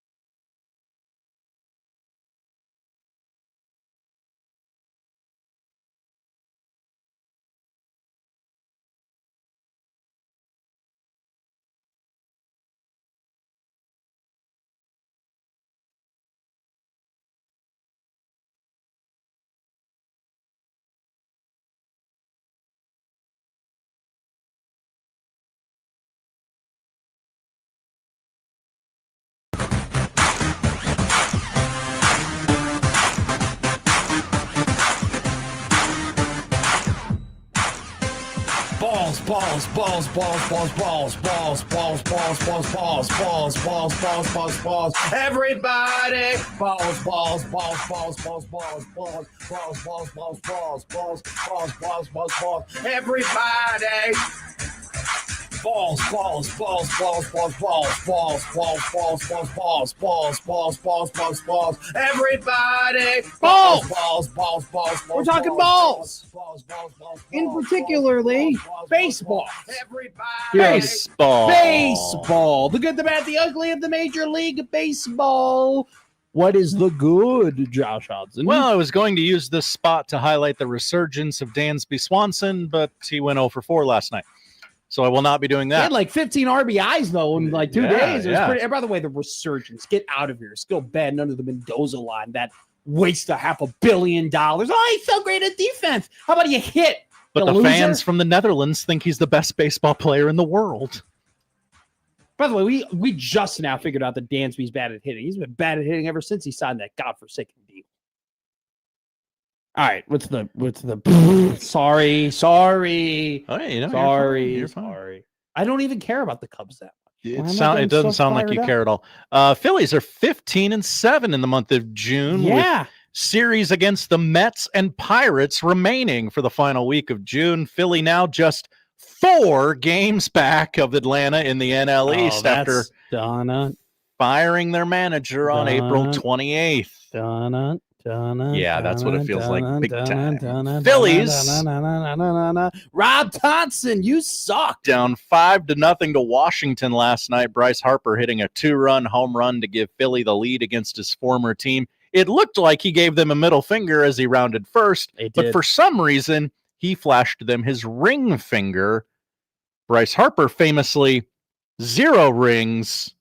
The Nationals have a ring. I don't know what he was doing there. I didn't listen to the quote because I hate listening to him talk. And I wonder, Nationals do have a ring. Wait, 1 second. Josh Hodson. Mm-hmm. Bryce Harper was on the Nationals for a long time, right? He really was a long time. Wait. So he won the ring with the Nationals, didn't he? Actually, no. The year he left was the year they won it all. Wow. Almost as if he was a huge detriment to the team. Well, I don't want to jump to conclusions or anything like that, but it is something to say that the salary that they would have paid him, they decided to pay Patrick Corbin. He ended up being pretty good for the Washington Nationals. Just that hits the ear. Bryce Harper for Patrick Corbin, it just doesn't hit the ear right. I don't know. That's what happened. Yeah. That's what occurred. Yeah. They didn't pay him, and they paid their second pitcher. You're hearing it though, right? Like it doesn't. But doesn't sound but right. I'm telling you what happened. He was actually great for Washington that year. Yes. The bad. Only 3 teams in the American League have a positive run differential. That is so bad. I understand. Not the end-all be-all of stats, but it is interesting to me, at least. The Yankees, the Rays, and the Mariners are the only 3 teams in the league to have a positive run differential. Seattle's run differential is only +4. Tampa Bay's is only +13. They suck. I looked at the records the other day, and it's like I just can't wait to dog on White Sox fans for when they make the playoffs to be like, is it really that hard? If the Yankees don't make the World Series, the American League might get dog walked. Yeah, it's going to be odd because it's really weird too. Like I've grown up my entire life where it's like the Western conferences have always been better. The Western Conference in basketball has always been better. The Western Conference in hockey, typically a little bit more competitive. You got the Penguins, you got the Capitals, you have a couple of years the Rangers. And I think the American League, National League has always kind of been pretty even, but the American League would always win at the All-Star game. Like that's what I grew up with, right? So they still might. Exactly. Like you still kind of had that mantra that the AL might end up being better than the NL. But funny enough, way better. Well, that's funny. I said the Western leagues are better. I guess they're all spread out. Doesn't matter. All right. The ugly. Got to start here. The Mets fired their manager, Carlos Mendoza, this morning after a 34-47 start. They've lost 6 in a row, many of those games to the Chicago Cubs. Congrats, Matt. Thank you. Mets have gone 8-14 this month. Gary Cohen today, in regards to Carlos Mendoza, said he's probably the least culpable of everybody that has contributed to this morass. Morass? Is that a correct word? Am I saying that right? I've never seen that word before. I'm a dummy. Of a season that the Mets are in, but they had to do something. This is the move that teams make. Yeah, it's not Carlos's fault, but I mean, they need a head on a platter. The team broadcast is outright talking about how bad the team is. Like, dude, Keith has had something's done. And I know they got a booth that like does that sort of thing, and that's what people like. But like, you can't have that, right? Like, there needs to be a head on a pike. No. And what, we're 1 for 2 or 1-1 in terms of successes after firing your manager, right? Right. It's worked for the Phillies and hasn't done anything for the Red Sox. Yeah. I mean, they're still bad. So I don't know. We'll see if this pans out. Did we get another manager fired before the season is done? Josh Otson. Ooh, Vitello? I don't think. No, I think new. He'll just go if he's done. It feels like no before the season. How many is the most? Let me look this up real quick. Three feels like a lot of in-season firings this for baseball. A ton. Most managers fired in season MLB. Let's see. My search engine for Firefox is terrible. Let me go here. What is your problem? Most MLB coaches fired mid-season. I'm gonna guess it's like 5, and it happened in like 1942. Go ahead. Do you have it? 4. Yeah. Shared by 2 seasons. 77. Wow. Oh, this might be something else. The 77 Texas Rangers had 4 managers in 1 year. Oh my God. That's not what I was looking up, but thank you. That's interesting. I like how when I go to my Google Chrome, it's all just this week in women's history. So right next to most MLB coaches fired mid-seasons is a photo of Linda Cardellini. 4 in 2015 and in 1977. 2015? Yeah. Who got fired in 15? Was it Mattingly? Didn't Mattingly get fired Sandberg, Bud Black, Dan Jennings, and Ron Ronicky. Okay. Good to know. All right. Good, the bad, the ugly. Oh, J-Man goes Cubs' first sweep of the season Mets series since 2015. Kick them while they're down. That's funny because the Cubs did sweep the Mets in the regular season series. And then in 2015, the Mets swept the Cubs in the NLCS to go to the World Series, which is why I can't stand the Mets, which is I have loved everything I've seen from New York. I'm not like Connor and Mike. I'm not going to tell you to tamp down on the Mets hate. I can't stand them. They suck. Let's take a break. What to watch and dog of the day to head you into the weekend coming up next.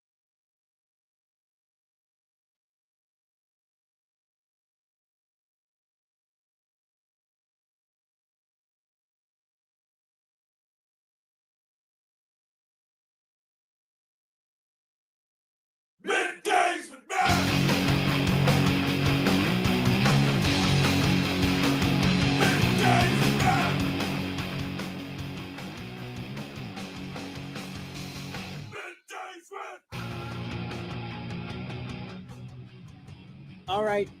We are a couple minutes away from me going to my favorite place in the world, the airport. I love the airport. The airport is the best. It's the greatest. It's incredible. So much fun. Josh Hodson, what are we watching tonight? Cubs Brewers tonight on Apple. The Miz on the bump for Milwaukee. Dodgers Padres at 8:45 tonight on Apple. Yanks and Sox. Noon tomorrow on ABC. Very rare that they have a baseball game on. And then 6 o'clock Sunday on NBC. WNBA. The Toronto Tempo host Phoenix tomorrow at 1 o'clock on CBS. What? Expansion, Toronto Tempo. Is that this year? Yeah, wow. They came out. Last night they scored the most points in a W game in history, 125. Most individual points in a game as well, 53. So they look to best that performance tomorrow afternoon. Yeah, ball knower here. LA, Indiana tomorrow night on CBS at 7. Lynx and Wings, 1 o'clock Sunday on CBS, followed by Aces Sky. And then the ESPN Sunday night game of the week in the WNBA, Liberty and Valkyries. That's also an expansion team in the Golden State market.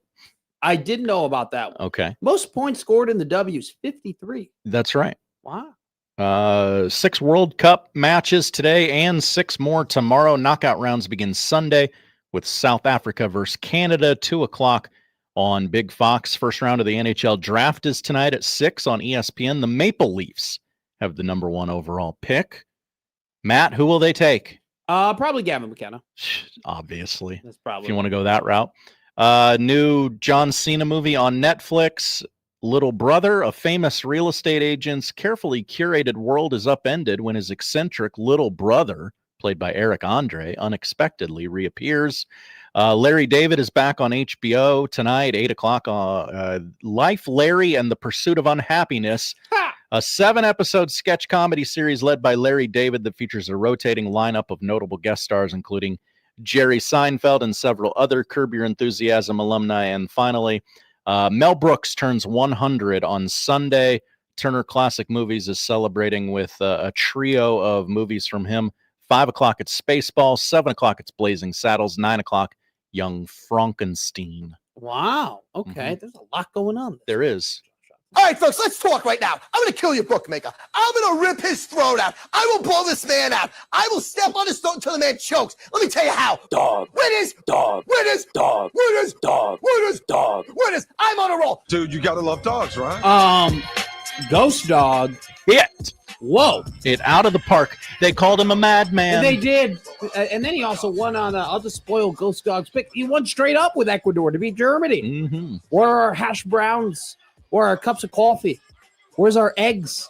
We were promised breakfast, and we were not given it. The Ghost Dog has not given us a pick today, unfortunately, for all of you. But fortunately for you, I will give you a pick. Cape Verde versus Saudi Arabia.